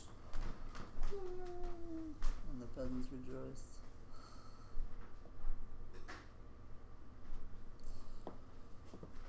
So I've been hanging out with this girl a little bit. Who's that? Who dat? Her name's Michaela. We met on Tinder. Oh, sweet. Never worked out so well for me. I met a couple people on Tinder. Yeah. Never saw them again after the first meetup. It's gone super well. Oh, nice. Sweet. Yeah, we went up 5 or 6 times now. She's real busy though, because she's taking like summer classes and she's working, so not a ton of time. But took her up to the silos yesterday. We had a picnic on the roof.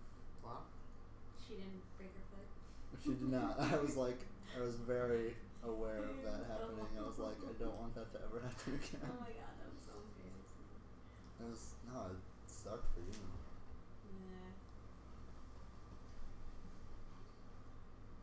I don't know why, I think because there were other people up there and I was looking at them that I just like wasn't paying attention to the ground. Yeah, I mean, why would you be? Well, it was dark. We didn't have a flashlight. Yeah. There was that too. Yeah. And it was also really funny that no one saw me fall. I saw her. Well, no, Yeah, I turned around it's and you were on the ground. Right, you turned around and I was already out of the hole. Mhm. And you were like, what's wrong with you? And I told you and you were like, oh. I looked in those holes yesterday when we were up there, and there are like sharp little things that are coming out of there. Nothing really cut me or anything. Nothing broke Yeah, my I skin. mean, really. that's good. Hit the right one. I was like, yeah, that could really fuck you up if you like. Hit, yeah. If you were unfortunate, yeah.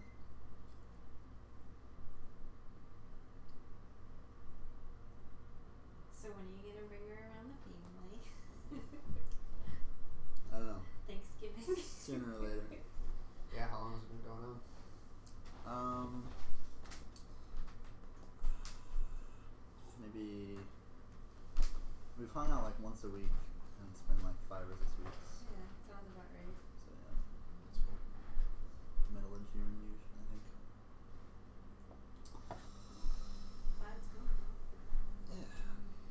Me too.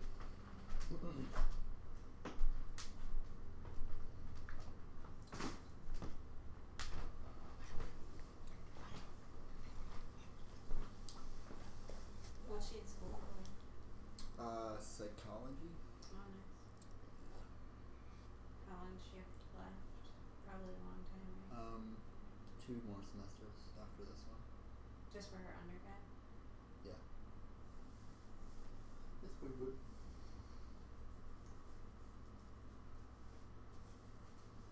Mm.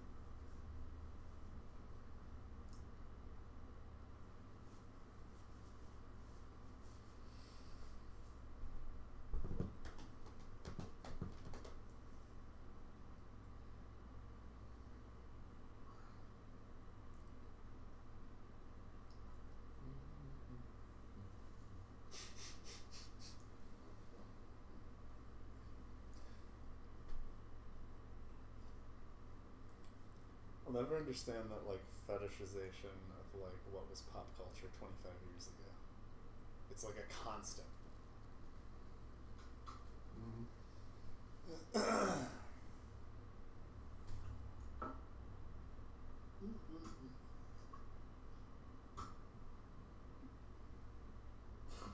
Okay.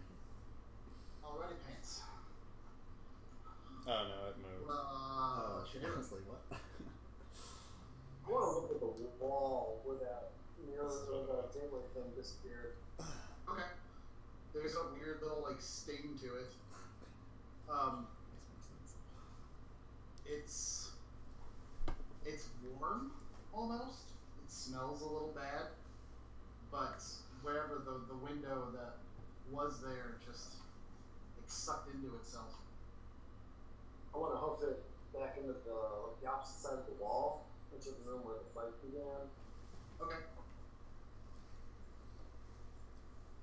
You go back into the very dark room with all the circles and everything. You just book it all the way across. How dark is it?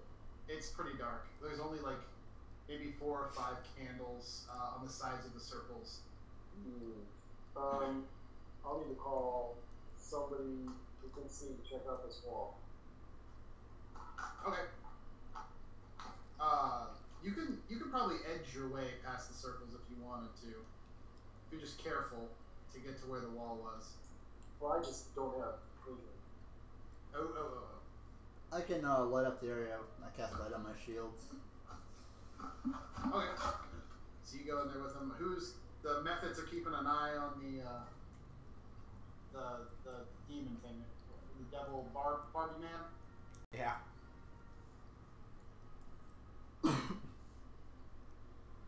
I'll keep an eye on him too.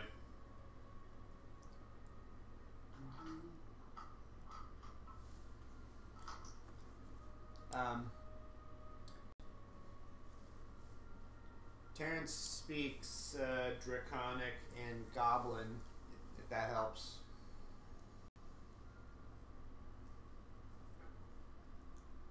You say what do you say?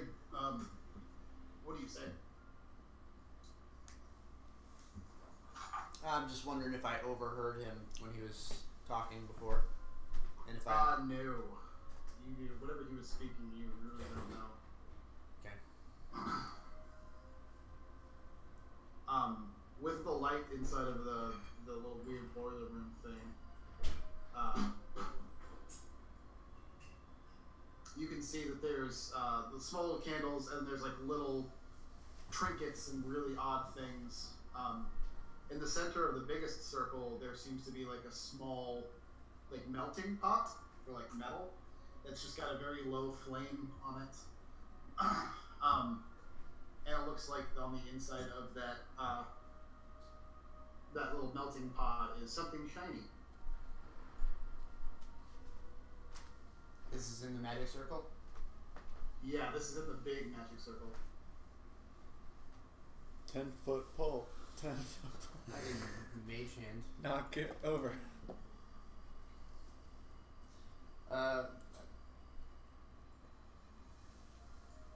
Can we like split this into two scenes where Yep. people are checking out the magic circles and then other people are dealing with the spine guy, whatever it is, Barbie boy. the Barbie boy? Yeah, sure. Who wants to do what? I will interrogate the Barbie boy. Okay. Terrence on the Barbie boy. So he's gonna investigate the magic circles. On off's gone. You hear a little bit later, over the radio, he goes, "Guys, I don't have any movement. I'm just past the steam room. I don't hear anything. I think we might be clear up here." Can I do, using tremor sense, just do a general investigation check on the circles to see if they're like, if there's anything physical, like that they're grounded to, any traps or anything? That's more like a magical thing. Tremor sense is just kind of feeling like heartbeats through stone. That's what I mean. I just, if there's any like physical construction to it, or is it entirely magical, I guess? No, there's no physical construction to it. It just looks like red grease pencil. Okay. Very, very intricate all along it, but it's just like, yeah, drawn onto the ground. Okay. I'm just shining a light for Alan to see on that wall. Okay. Alan, you investigate this side of the wall, and it looks like the window's gone here, too. There's a small little scorch mark. But that's all there was left of the window.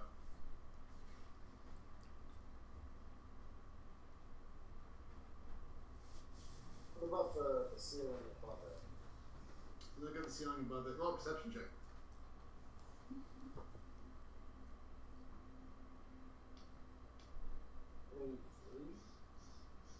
23? I can't remember. Michael, do I have +4 to perception? +5.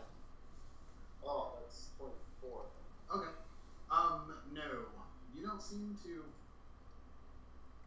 find anything up there. It just looks like bare ceiling with some exposed pipes where some large machine was cut and hauled off to make room for whatever this room is.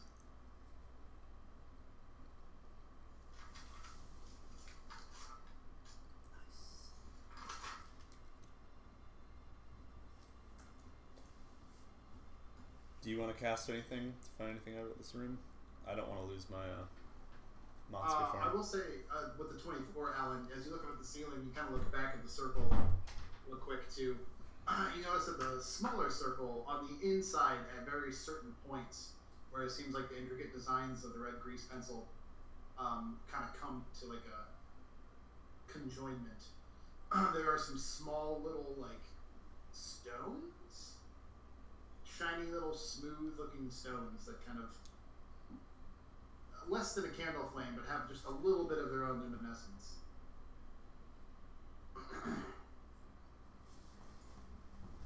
I go and kick one of them, and dislodge it and drag it outward.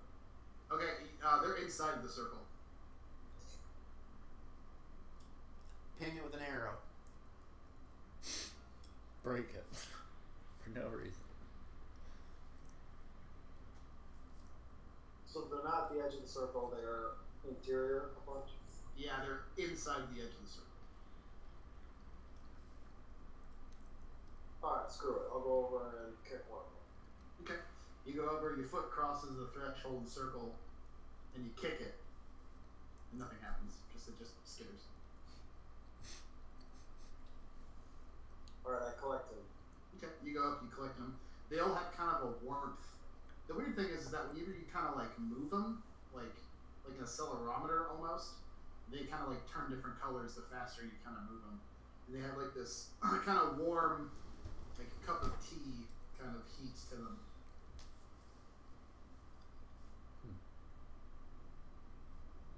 I run them over to Terrence. Okay.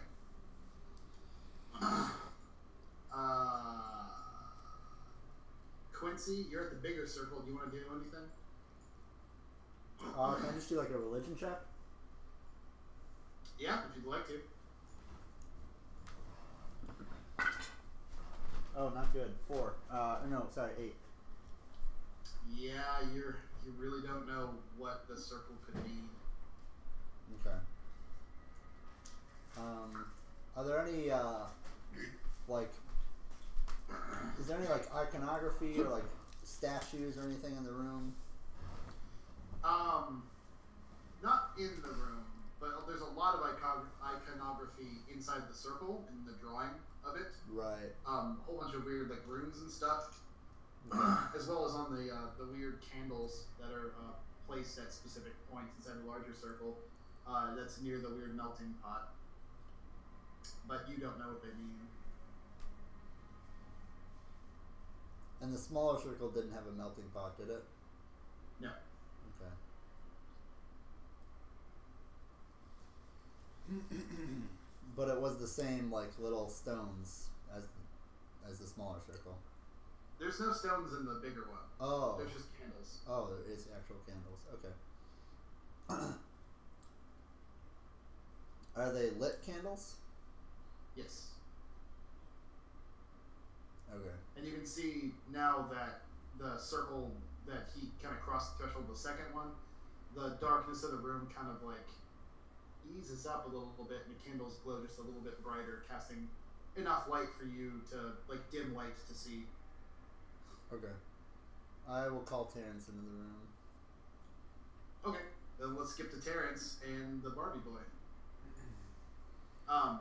You step up. There's an army of methods just pointing weird, goopy spears at him in the corner. He just has his hands raised. Britney And Spears' he's weird speaking cousin. in a weird language. As soon as Terrence kind of steps up and takes the lead, you hear him in your head, like telepathy. It's like, no, don't kill. No, don't kill. Look, we can make a deal. we can make a deal here. There's always profit to be gained. Come on. I didn't even hit anybody. Well, one girl, but she's fine. Who are you? What are you doing here? I think before we go any further here, we should cut some sort of deal. I'd like to know the parameters of what I'm dealing with. If you're just gonna kill me, just kill me. I don't want to give you information and then you kill me anyway. So let's make a deal. I'm listening. I will offer you 4 questions about this place. How does that sound? After those 4 questions, you can let me go. And how will we be? Where will you go, and how will we be certain that you won't turn us in? Is that one of the questions that you're going to ask before you make the deal? No, this is negotiation of the deal.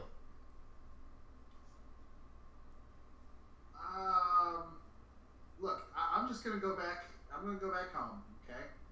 Go back to this, and I'm just going to go live out my life there, okay? This whole invasion shit is weird. I'm just here because the boss called me, okay?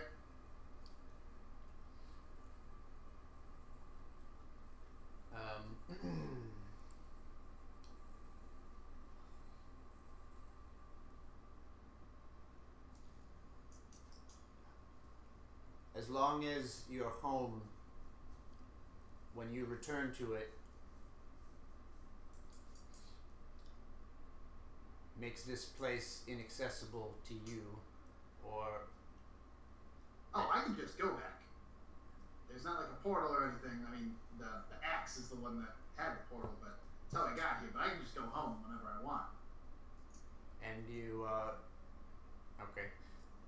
Alright, it's a deal. 4 questions. Excellent. He snaps his fingers. A little scroll starts hovering midair. So if you just sign here, initial here. You want to put today's date here, and any other people that you want to license to give questions, sign them here. Give them their social security number just so we can contact them in case. Here's my fax number.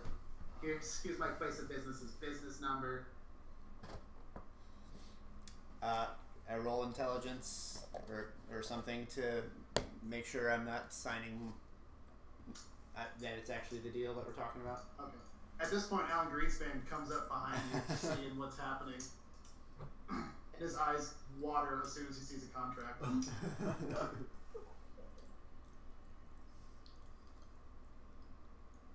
Well, let me see. You gonna roll? You can roll intelligence. I'll give you advantage on this, Alan, because you're contract fetish.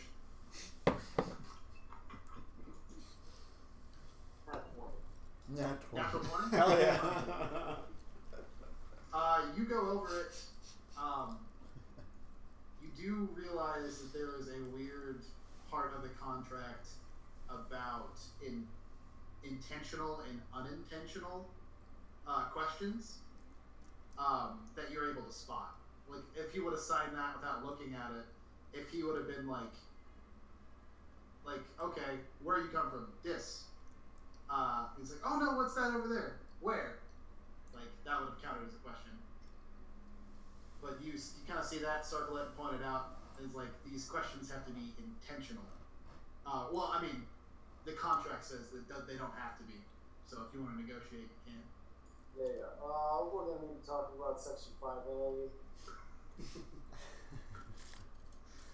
Roll persuasion. Michael, I forgot what my... Yeah, I got it. it is in That's a minus 1, my dude. Oh no. You can do intimidation too if you want. I'll give you advantage on that because you have an army of muddy middle school children behind you. I rolled another 20. Oh, what do you do to intimidate him? I tell him about my history with contract law. He goes, yeah, I'm sorry. I didn't mean to put that in there. That must have been in there from a prior draft. Let me go ahead and amend that. You mind? He takes up the little thing, the quill, and he scratches it out and turns the paper over and writes his own little statute. And for like 2 or 3 minutes, he's like, okay, here. And he shows it to you like it's a whole thing, like red tape about nullifying the prior contract and how that was drafted the prior contract and how this is a new contract for a new party and the parties that are authorized to ask questions and this whole thing. He goes, okay, fine. 4 questions, intentional. and whoever you release asks a question can ask a question. Okay. This is acceptable. Good. The other thing that you read about the contract, as you read on, is that if you break this, if he comes to harm by your hands, then your souls are forfeit to him in DIS. DIS.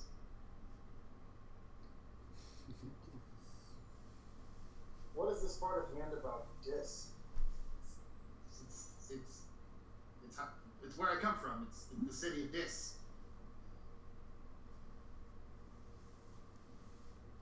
I think we're going to need a reciprocal clause added that you cannot come back to harm us in any way, including reporting intelligence on us.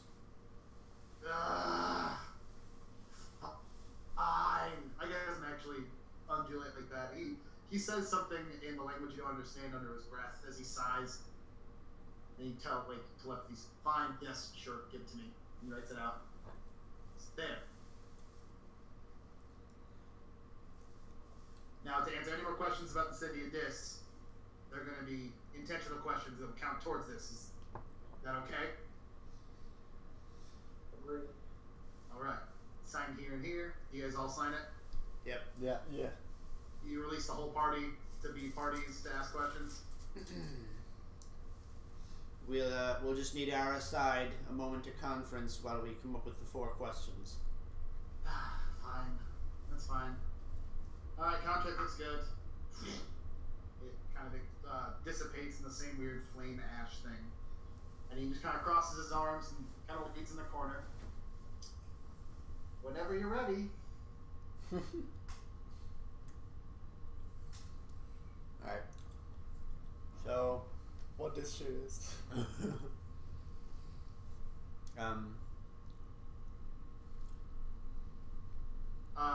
Let's go back to Quincy really quick in the room. It's been about 6 or 7 minutes in this room while they're doing the contract law thing. Do you do anything with the circle or just kind of like keep watch? Just kind of keeping watch, yeah. Okay. You see the melting pot in the bigger circle begin to kind of undulate and steam as whatever is in there is turned to liquid and started to boil. Wait, is that like a new development, or has that been happening the whole time? It's been happening the whole time. There's a melting pot. Okay, And you alright. saw something kind of glistening in it, but that's kind of like melted down at this point. Okay, It's kind of starting to steam and bubble. alright. Just watching. Okay. Yeah, so Barbie Man has his arms crossed. He's just kind of waiting. okay. Alright, well, we want to... This is not the question. This is conference. Sure. Sidebar conference. Alright, we need to know... We should probably do this in character.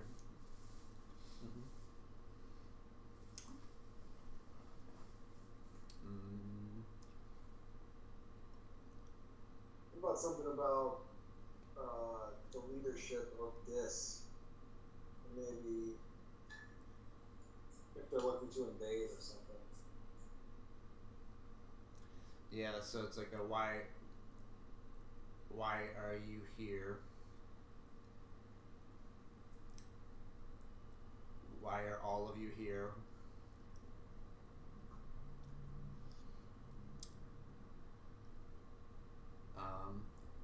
Like what is the objective for all of you to be here?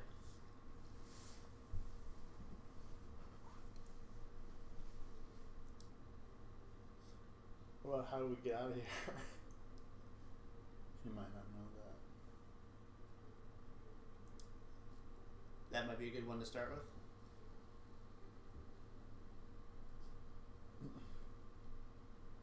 Well, for him out of here might be back to his city.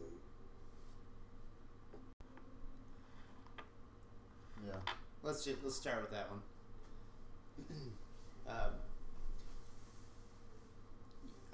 Sarah, your name, we didn't quite catch that. You really... I don't... Can you ask another question? names are tricky for my kind. Okay. You can call me Spiky Boy. How's that? Okay, Spiky Boy. I won't even count that as a question. Okay. First question. You and all of the demon kind that are in these halls, rooted in this building, why are you here? / what is your objective? Why am I here personally?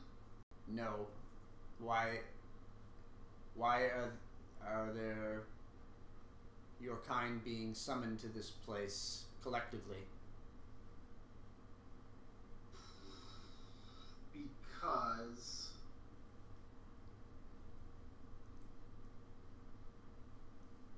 Because there is currency to be made, and the currency equals power for my kind.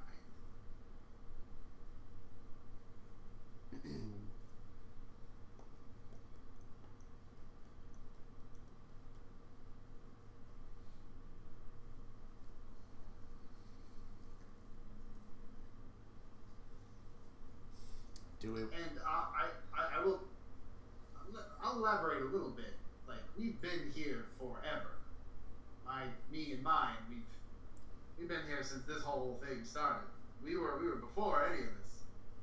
And then there was a big thing, separated, all the weird big cataclysm. But we've always been here. We've always been influencing and, doing our thing.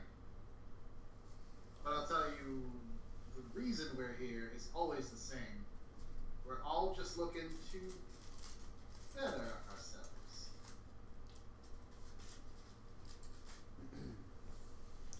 Alright, back to sidebar.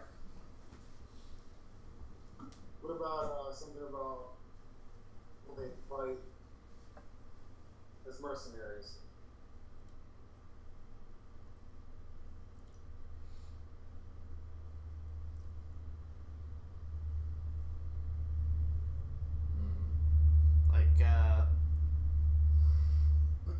Like against an army of warlords or something. Yeah. Well, I think judging from our conversation with Quesnef, that made it pretty clear that they don't care about which side wins or what's going on with the war. They are just in it for their own gain, whatever that may be.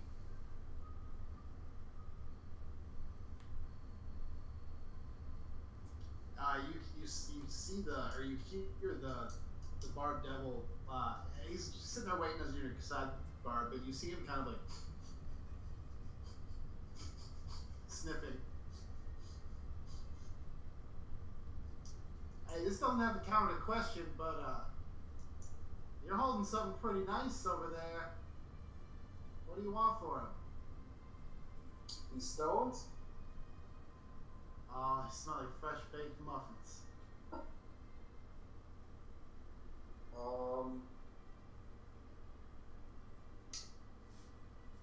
What do I want?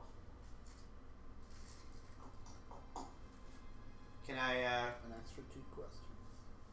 I'd like to do like a Arcana check on that to see if I can figure Sure. what it is. You do Arcana or Religion.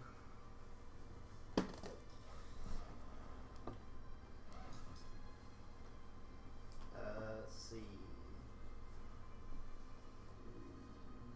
Same check. 25. 25. You kind of ask Alan for one, kind of look at it. As you kind of glance into it and hold it up to like one of the lights, it's slightly translucent. And as you kind of like peer into it, you can just barely see like these strange wispy shards moving inside of it. And every once in a while, you'll see strange, stretched, like facsimile of like a hollow eyes just kind of move past, like a ghost almost.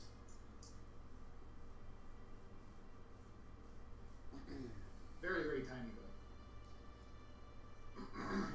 As a matter of fact, as soon as you kind of hold it up near your face, you can feel the warmth of it just kind of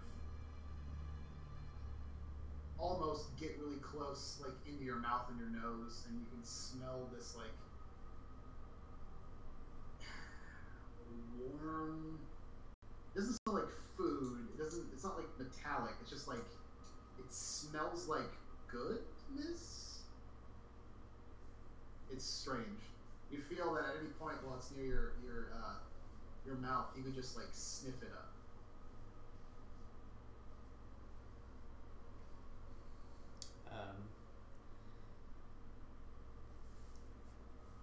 What? This is not one of the 4 questions, but as an aside, what do you have anything to offer for it? I'm interested in answering this question. I'll give you another question if you give me all. No way.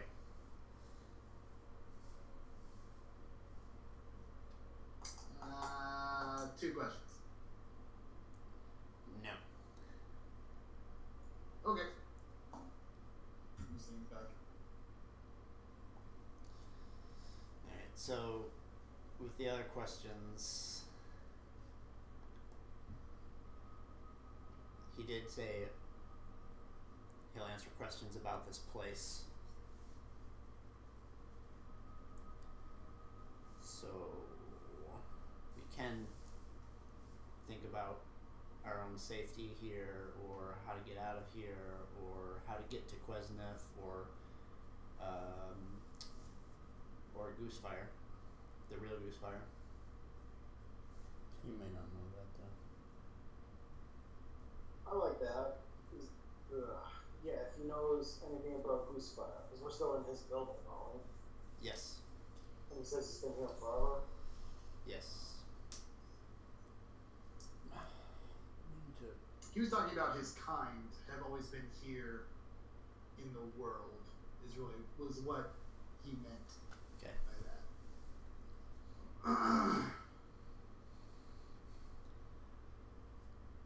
He may not know that, but Yeah, I think something about Goosefire. How do we escape from this place? It might be better to figure out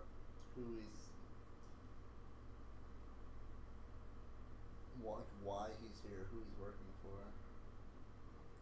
I would assume Quesnef. That's Yeah. we can ask him that.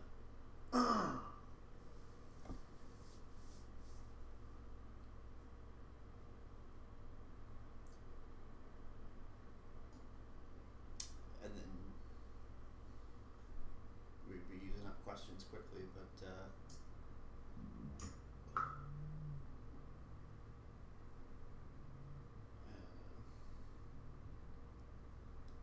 you might not know. Like if they have plans to like bring other devils in. Well, I think like we're beat up, we're trapped in this place. I feel like escape is a high priority. Number 1 priority. Okay. So Yeah. how do we get out of here? Yes. How do we get to safety, like, or a place where we can move independently? Yeah. Okay. We can cover that, and then if we have leftover questions, we can do it. All right. Second question. Given that we would like to survive,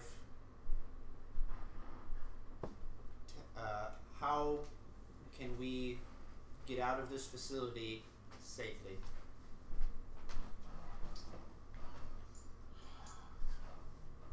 Well, there's 2 ways. One way is to ask Ballard and convince him to help you get out. He has some codes that'll allow that to happen. The second way, we could cut another deal.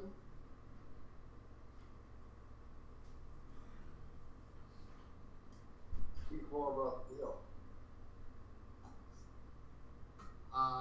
He kind of like, he was kind of hoping that you were going to ask him the question. And he can, the deal would be, I can't get you out of here, but I can take you back home for a little while, and then maybe you can find a way out back here from there. Maybe enough time to plan. And by home, I'm guessing you mean this. The city of Dis. We can't beat Quesniff at this point, right? Try and chase him down there would. Well, Quesniff is here. He's not in Death. Right, we do. We have to kill him. We'd have to kill him here, and then he'd be back in Dis or whatever other part of hell. Right.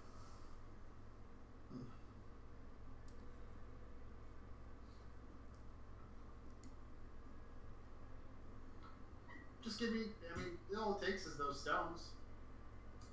Give me those stones. It might take a few of them to get us there. I keep the other half for myself. I can take you back. So he Got a cozy little place. You can rest there. I can promise safety for me and mine at least. Yes, Good. Let's keep that on the table. Was the name that he mentioned was Ballard or Vallard? Ballard. B-A-L-L-A-R. D. Alright.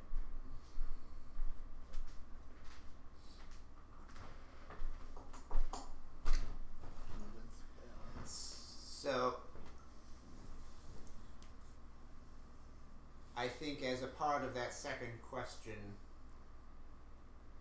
you owe us information about the location or safe passage to this Ballard. That sounds like another question. You No, just asked how the best way to get out of here. I said Ballard's one of the good ways to get out of here. but I said Question's answered. I said how to get out safely, and that should include the location of this Ballard. Roll a persuasion or intimidate.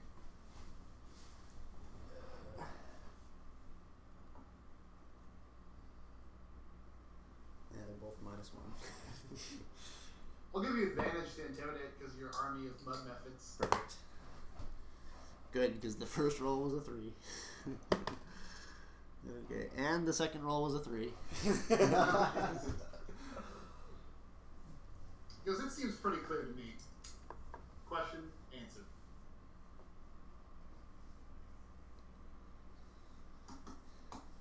Okay, so we have to convince some presumably demon to let us, or to get the codes. How do we find Barden? That's our next question. Barden? To Ballard? find Ballard, excuse me. Yeah. Do we want to burn that? I mean, if we want to get out, yeah. I mean, how do we get Ballard to give us these codes? I mean, okay. Yeah. That's How do we get Ballard's code?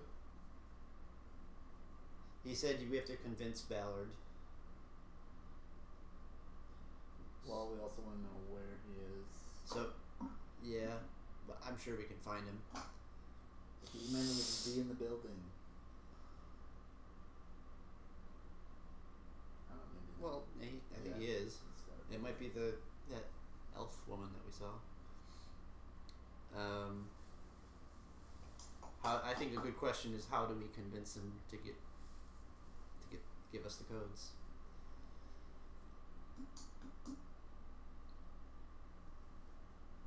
Yeah, I think if you mess it broad, it'll be fine. How do we get the codes out of Ballard? How do we get Ballard's code?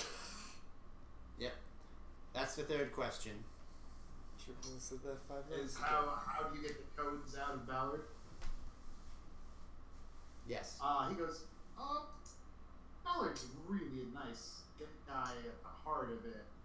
He just kind of got tripped up in some things that he doesn't quite understand. Made a few bad deals. Usually when he's inebriated like he has been, he's usually pretty convincing and forthright with most stuff. I'm sure if you're nice to him, he'll probably be nice back. I say we burn it. How do we find him?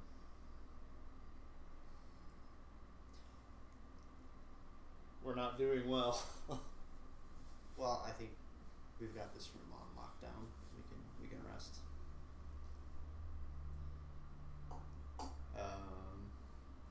Do we not want to ask anything about Quesnef? Because I think that's kind of important. Yeah.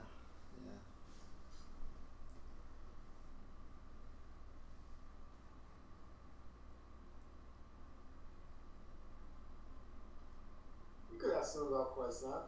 I mean, if we really need to find this dude, I'll just trade him a stone for it. Yeah, I get more questions or whatever. Well, I want to hold on to those stones.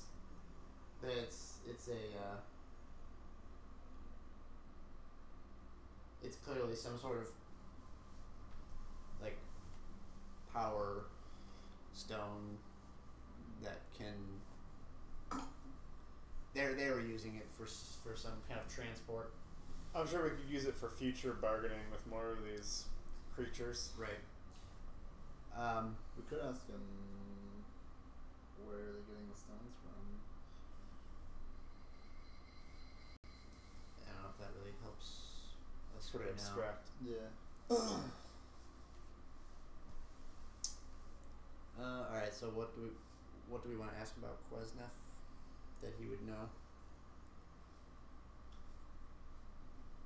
Where does he buy his jeans? Maybe we should ask him. Maybe we should ask him like where he respawns if we kill him.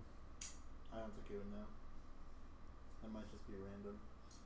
Or something only Quesnef knows. Quesnef. Maybe we can ask him where can we find Quesnef.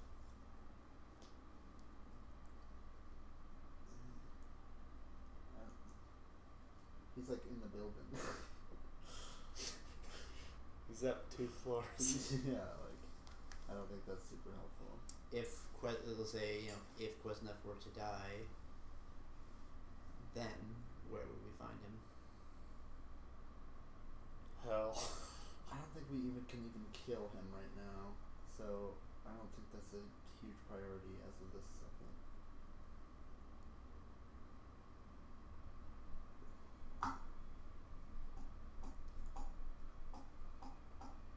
It's more like what are Quesnef's motivations or something. Like what is he? I think it's all just self-preservation. I mean, it's got to tie in with the magic items and like the creation force. Exactly, that's what I was thinking.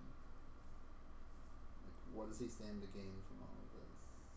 Besides just like He's presumably making all these magic items, right? And making money and, gaining power for himself. There's no way Goosefire started that. It's all been him.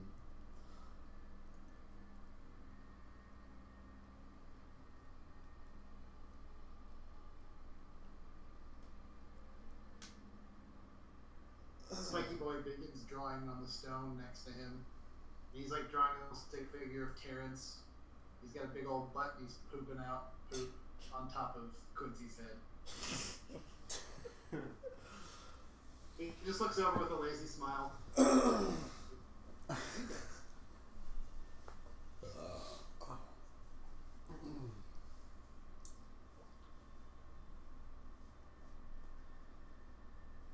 we already know that there's a connection. I don't know if there's any useful information that we can get out of that thread.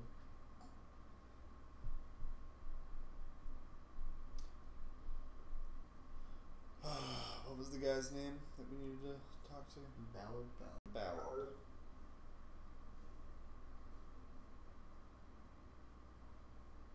What if we ask him to help us find Ballard?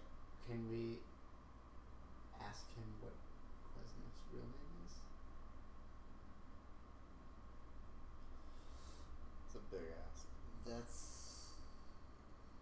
Well, now. okay, well, he might not know is the first thing. Second thing is, even if we knew, I think it's like a way high level spell to do that. To do what? If you like if you knew his real name, like to banish him to another realm forever or something. With his real name. I thought it was part of the process of killing him was to find out his real name. Oh. I don't think so. No? Okay. Not that I know of.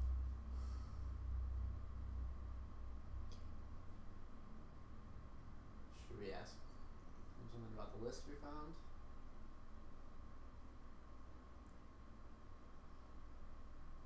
What in particular? Like we have a list of a bunch of names, Right. and some of them are crossed out. Okay, so I think Klesnef is probably behind that whole thing of like, Collecting magic users. yeah, or just no, not necessarily that, but like summoning more demons, right? Or devils. Or whatever. So, I think if we asked him what Klesnef's intent was or something for that, or like why he's doing that or something. Why is What his plan is or something. I mean, that's I already asked you. Already asked him why. Why are you all here? What's the purpose of you being here? And he was just very vague.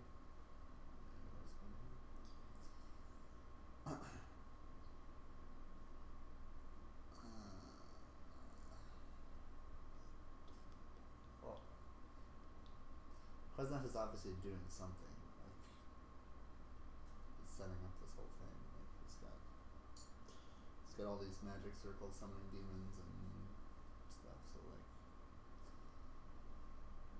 Speaking of magic circles, there's a weird smell coming from that the large magic circle in the southern room. At this point, it smells burny. Should probably move that cup out of the middle. I'm afraid to do it. That's why I wanted you to come in and like do something. All right. Excuse me one moment. Take your time. He's drawn everybody now, but they're all like with big like dicks for noses. He just says, Big "You fat suck." I'm gonna mage hand that. It's a cup that has some stuff in it. Yeah, it's a bowl about this big, a little melting pot. All right. I'm gonna mage hand drag it out of the circle. You drag it. Some of the stuff spills over the side all along as you kind of drag it. You pull it next to you, kind of set it down, kind of shine a light on it, get a candle, and it looks like gold liquid. But all around the edges of it looks like the gold has started to tarnish really, really bad. It's about that much gold. Oh wow. Alright, As you wriggle it with the mage hand, you can hear that there's like something else solid underneath it besides just the gold. can I mage hand to There's like pluck it out? Okay, you reach in, pluck one of the things out. Dripping in gold, just kind of dripping off. You see that there's like a huge sapphire. Oh, nice. The sapphire itself is still intact, but it looks like all the gold around it's just dripping off of it and kind of ruined. Alright, I'll set that down on the ground to cool off. Okay. And just separate whatever's in there, and then use extinguished flames on any of those candles. Sure. You see the spiky boy kind of peek his head and goes, "Ah, that's a shame. That was a pretty crown."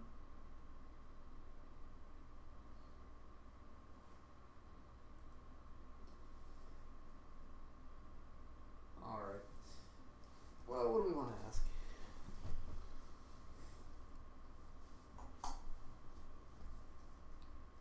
I just What I is just what? don't want to die in this weird.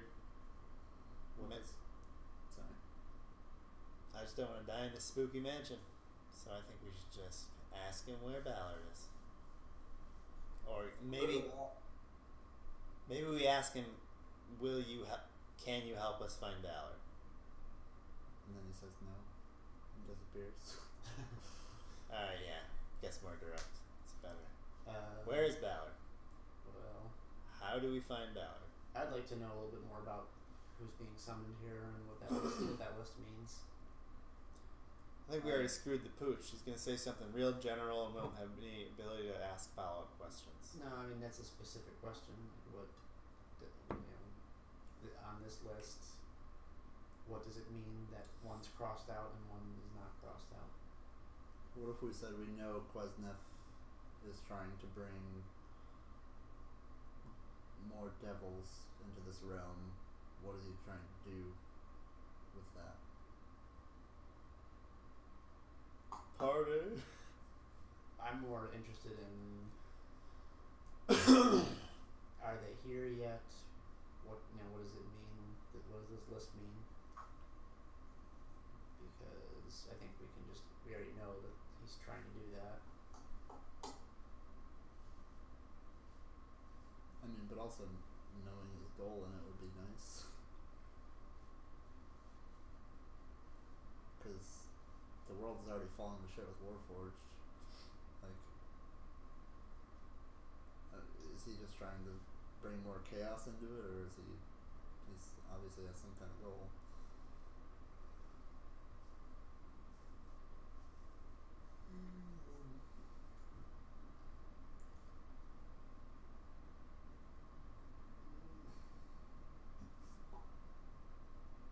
I vote Ballard.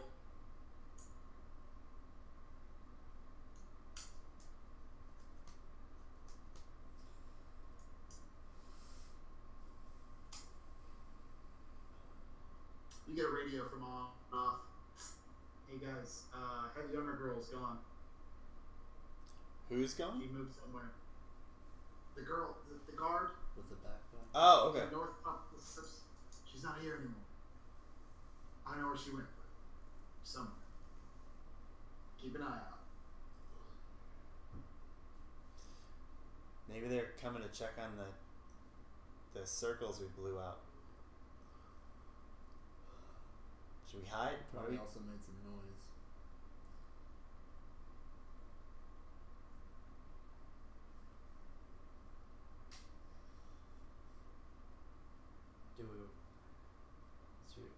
We could ask about that. We could ask about Goosefire. That would be good to know too.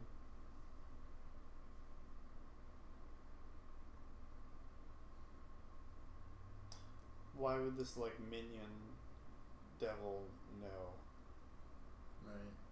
what happened to this guy's identity he assumed?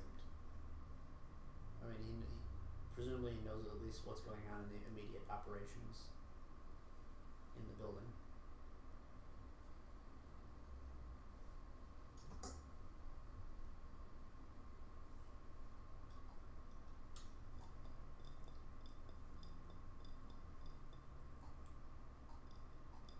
We can't really drag him along with us, right? Because we're on the hook if he gets injured.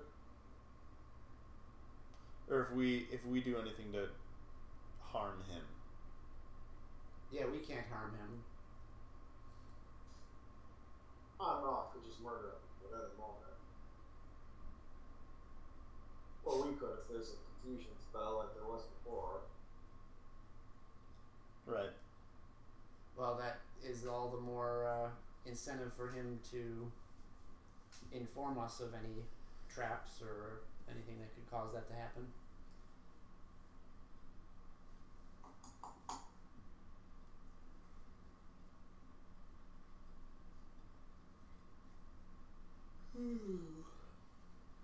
Yeah, we could just save one question and have a... Yeah. Well, we do want to rest though. You hear him kind of into your mind, everybody's mind, just like, come on.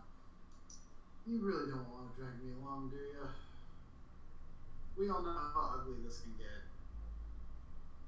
Although, even though I don't come to harm at your hands, it doesn't mean I can't run screaming for help. I mean, this can all get really muddy. Just ask the question. You don't want me around. I'm useless. You saw me try to hurt you guys. It's did not end well. Obviously, there was some. Well, never mind.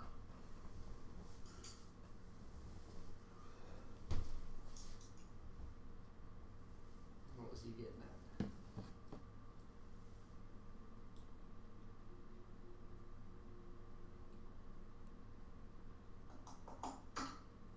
Well, we've got a route upstairs that might lead out, and we've still got stones to bribe him into this. So just ask him whatever.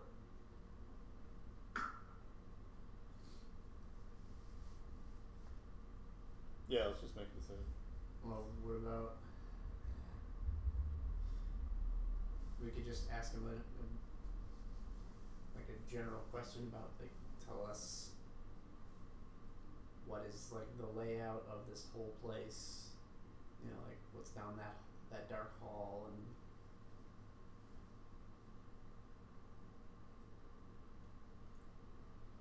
What dangers await in this building?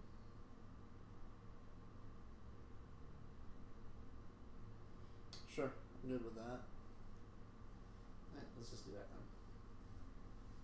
How do you phrase the question? Right. Fourth and final question. With regard to dangers to our persons,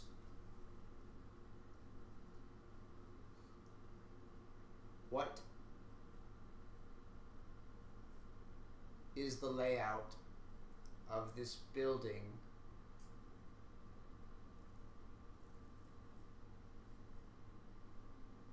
He closes his eyes and he goes over the wording in his head as he kind of mouths it back, and he has a little bit of a kind of an angry grunt.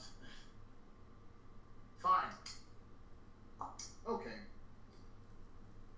First of all, this door right here, as he points the door just to the north, he goes, that's holding cells.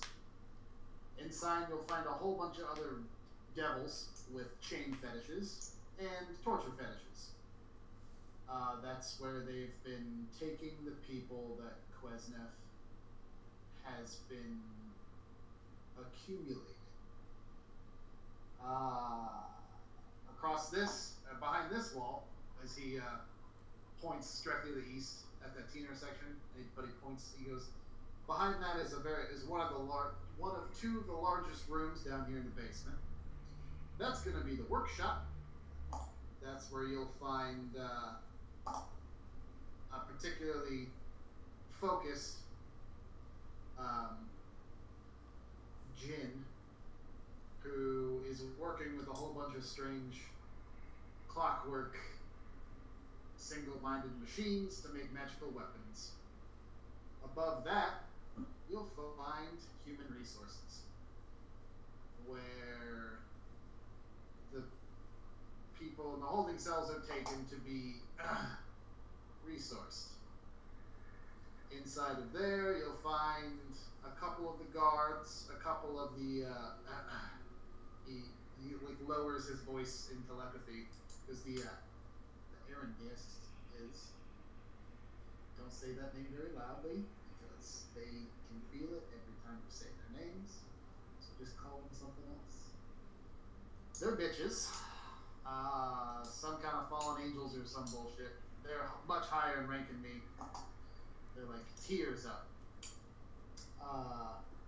That's also where there's the tickle room, you like to call it. It's right above the processing. From there, if you keep going northward, there's going to be Ballard's office. Ballard won't really be a threat. He's probably super strung out and super high. He likes to grow drugs in his office, so I guess that could be a threat if you're an addictive personality, I suppose. There's alarm imp in the steam corridor. There might be things up on the second floor inside the workshop, security office. But really, the most things you gotta worry about. He knocks on the wall to the north. The biggest concentration is gonna be in here. There's a lot of delicious human souls sitting in those holding cells, and those chain devils sure like to bring it out of them. Does that answer your question thoroughly? I believe it does. Fantastic. Now, if we don't have any other deals to make, if you want to cut some deals with the stones, I'll be making my exit. I think we'll hold on to the stones. Fine. You should try one. They're delicious. Peace, bitches, as he throws up 2 middle fingers and just.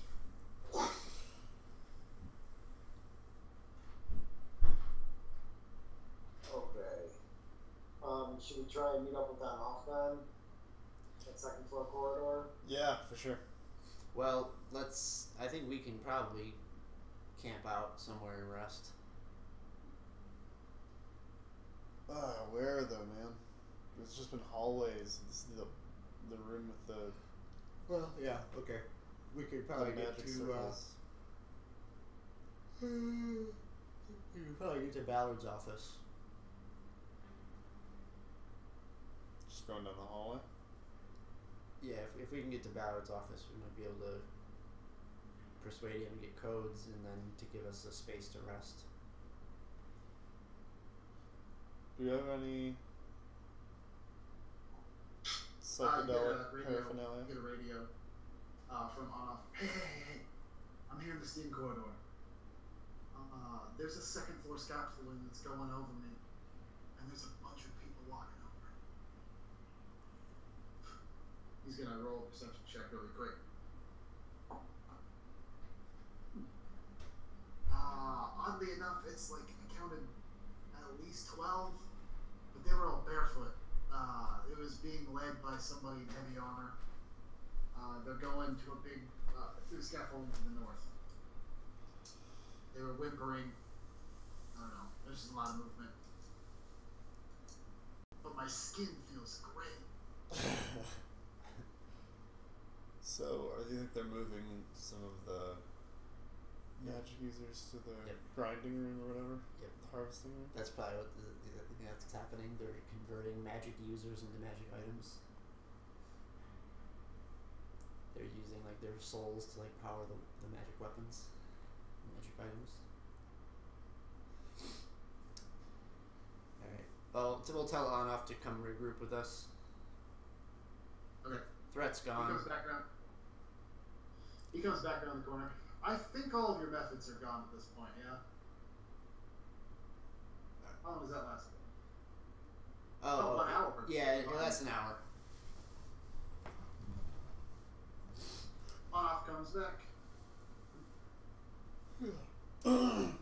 So, do you want to sneak up to Well, we can. Ballard's I've got office? enough spell slots to like protect us for a rest. Like I can hide us and then like put up barriers that are impenetrable to magic to give us a long rest. Okay. So we could just do that here, or we could try and get to Ballard.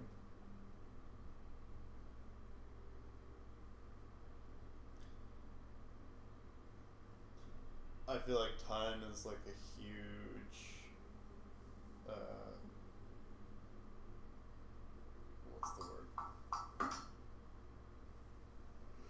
We have no idea what's gonna happen if we wait any longer down here.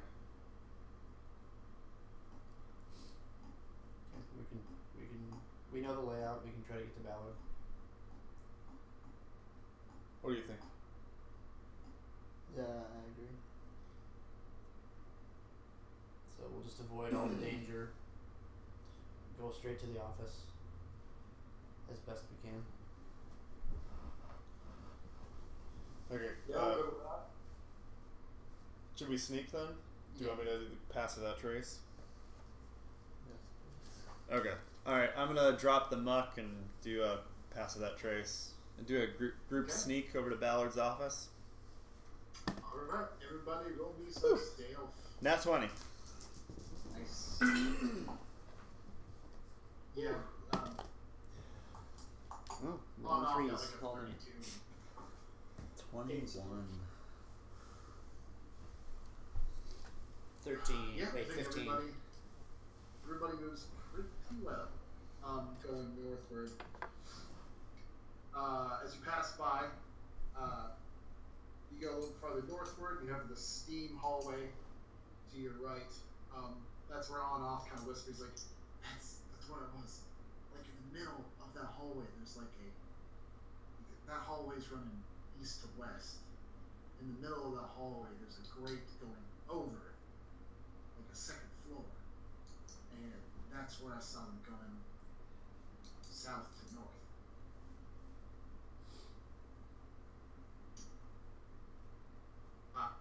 He shrugs. You guys go past the steam room a little bit, back to where the elevator was. There's kind of a little fork off to the right that gets dim light. You guys go up there. It gets dark and dark and darker until there are stairs leading northward. Yeah, the stairs where you saw the Aaron, yes. That's what Spiky Boy called him. Yeah, you want to do anything specific or just charge on ahead to stealth? I think that our priority is to get to that office without being detected or compromised. Okay. So On and Off will kind of lead the pack a little bit and roll a perception check over the stairs. It's a 13. He peeks up and goes, I haven't seen anybody over there. She's gone.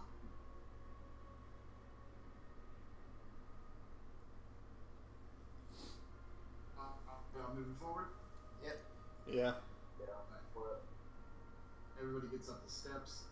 The hallway goes for like 15 feet and turns to the right. Still completely dark. However, the hallway it's completely dark this way and going west east. But in the middle of the hallway, it looks like there is a window, some light pouring out of it, and like a door in the middle of the hallway. Yeah, who has dark vision? I do. I do. You? Barbalina has like super dark vision. Okay, have Barbalina and Quincy both roll perception checks.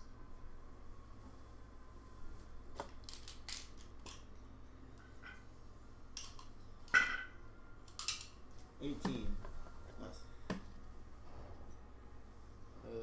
Pay attention.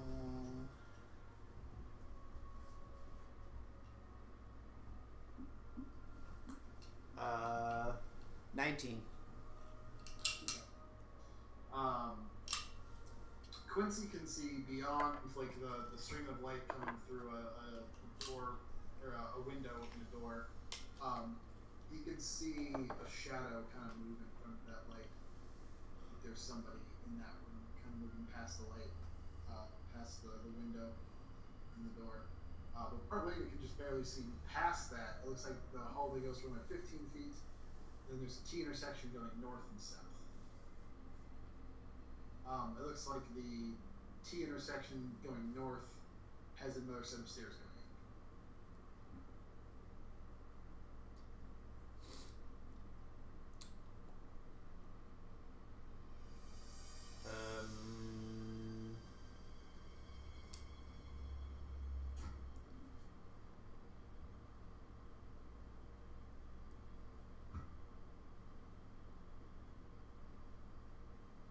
What did you say about where the office is?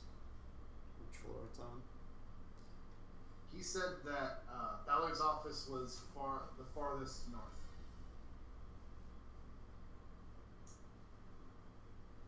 So we want to take He said as far as threats in Ballard's office, he's kept in the light guard,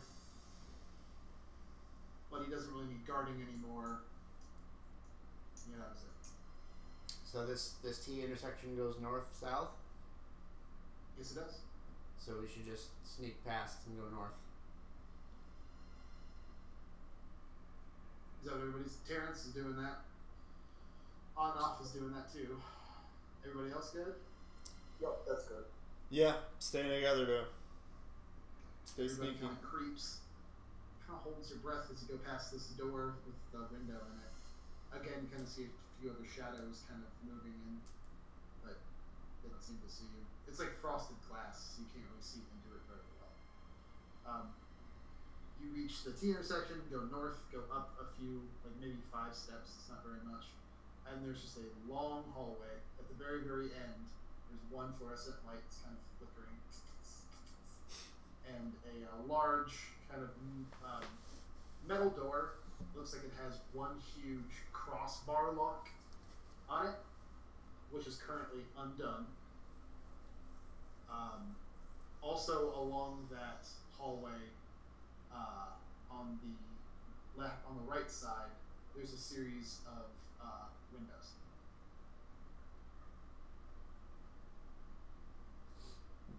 Would we be able to sneak underneath the windows? They are floor to ceiling, like modern glass windows. Is there any light coming from them? Yes, there is. It's kind of a weird shifting, calming, like yellow to blue shift. You know, like in a nightclub almost. Not like flashing lights, but like if you were to like get a lighting set and just set it to like mood lighting. Like a just fade? shifting from like yellow to blue. Huh? Like a fade kind of a thing? Yeah, kinda. Alright.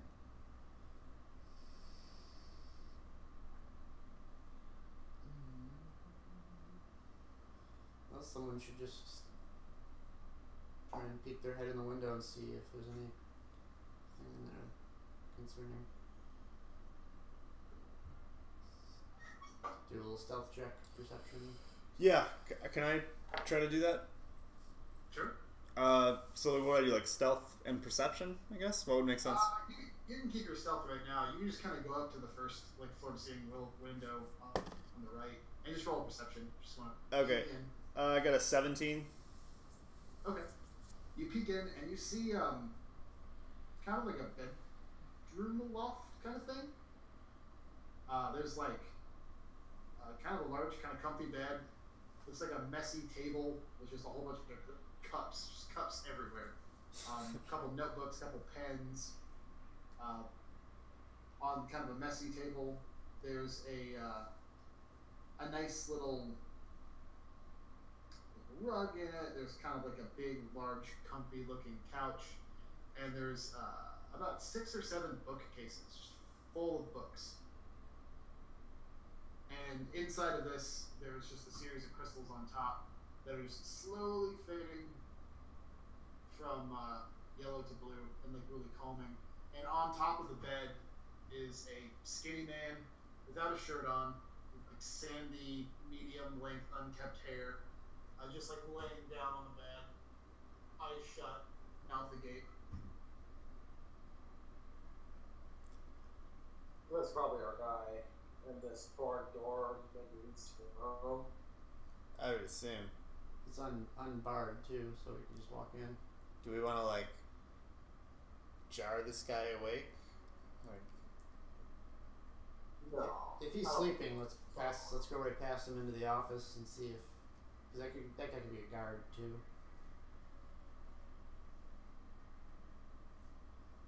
yeah, let's sneak inside. Okay. You go up to the large metal door with the crossbar. Who's going to open it? Should we Check it for traps. check it for traps? Cast silence over Okay. it. Yeah. Cast silence. Check it for traps. On off. I guess 25. No traps. I mean, he goes, is there silence? He shakes his head and kind of gently puts his hand on the door, and you can feel a vibration of it moving, and it sounds really loud, like it drags on the door or on the stone floor. But sounds doesn't do anything. It opens up. There's a really earthy smell inside of here. you look inside, there's like a workshop. To the right in this workshop, there is a ginormous crystal.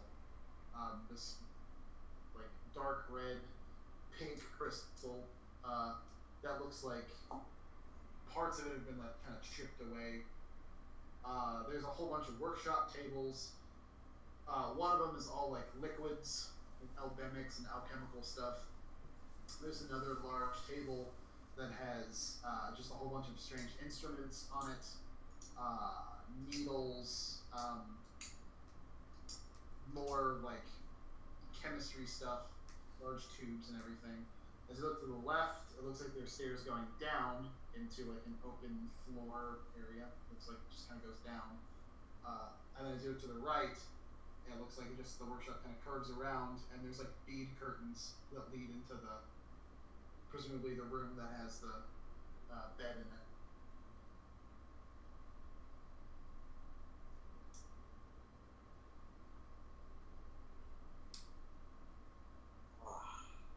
I'll try and go through the bead curtain. Right. Okay. Everybody kind of slips into the door. Do you close the door behind you? Yeah, might as well. Okay. Everybody slips into the workshop in this weird new place with the strange smells. You kind of drag the door closed, and that's probably a good place to stop for tonight. It's almost midnight for you guys, right? Yeah. Yeah, I'm dozing off. So what did also I forgot to mention from the spell circle room. I wanted to collect anything valuable there, candelabras, the gold and jewelry, and the bowl. After you wait for it to cool, you kind of emptied out the melting pot, and it's just this brick of gold that it's like molded to the shape of the melting pot and stuck to the bottom, like irregular. There was that huge sapphire that you took out, and then there's 4 or more large jewels. The jewels themselves are probably worth $750 each. The gold by pound might be worth about 400 gold, but because it's just a clump of gold, it's probably worth just the weight in the gold itself. All right, and I'd keep the bowl itself too, the melting pot. Okay. And I think that was all besides some candles, the little stone things, and the melting pot of gold. All right. Did you write that down? No. Better All right. keep it all in one spot. Sweet buttery biscuits. I'll see you cats next week. All right, man. Good week. Awesome. Good night. Thanks, man. Bye. Good night.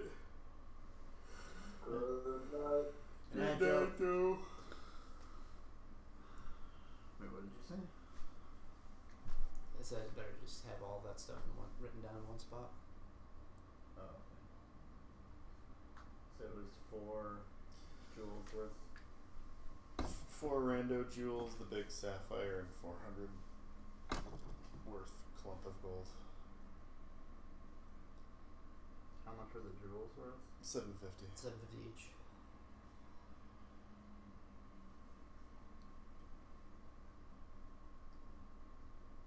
And the clump of gold. It was 400. What was the last thing? The bowl? Yeah, the melting pot. Demonic melting pot. Devil. Did you say how much that was worth? No. No.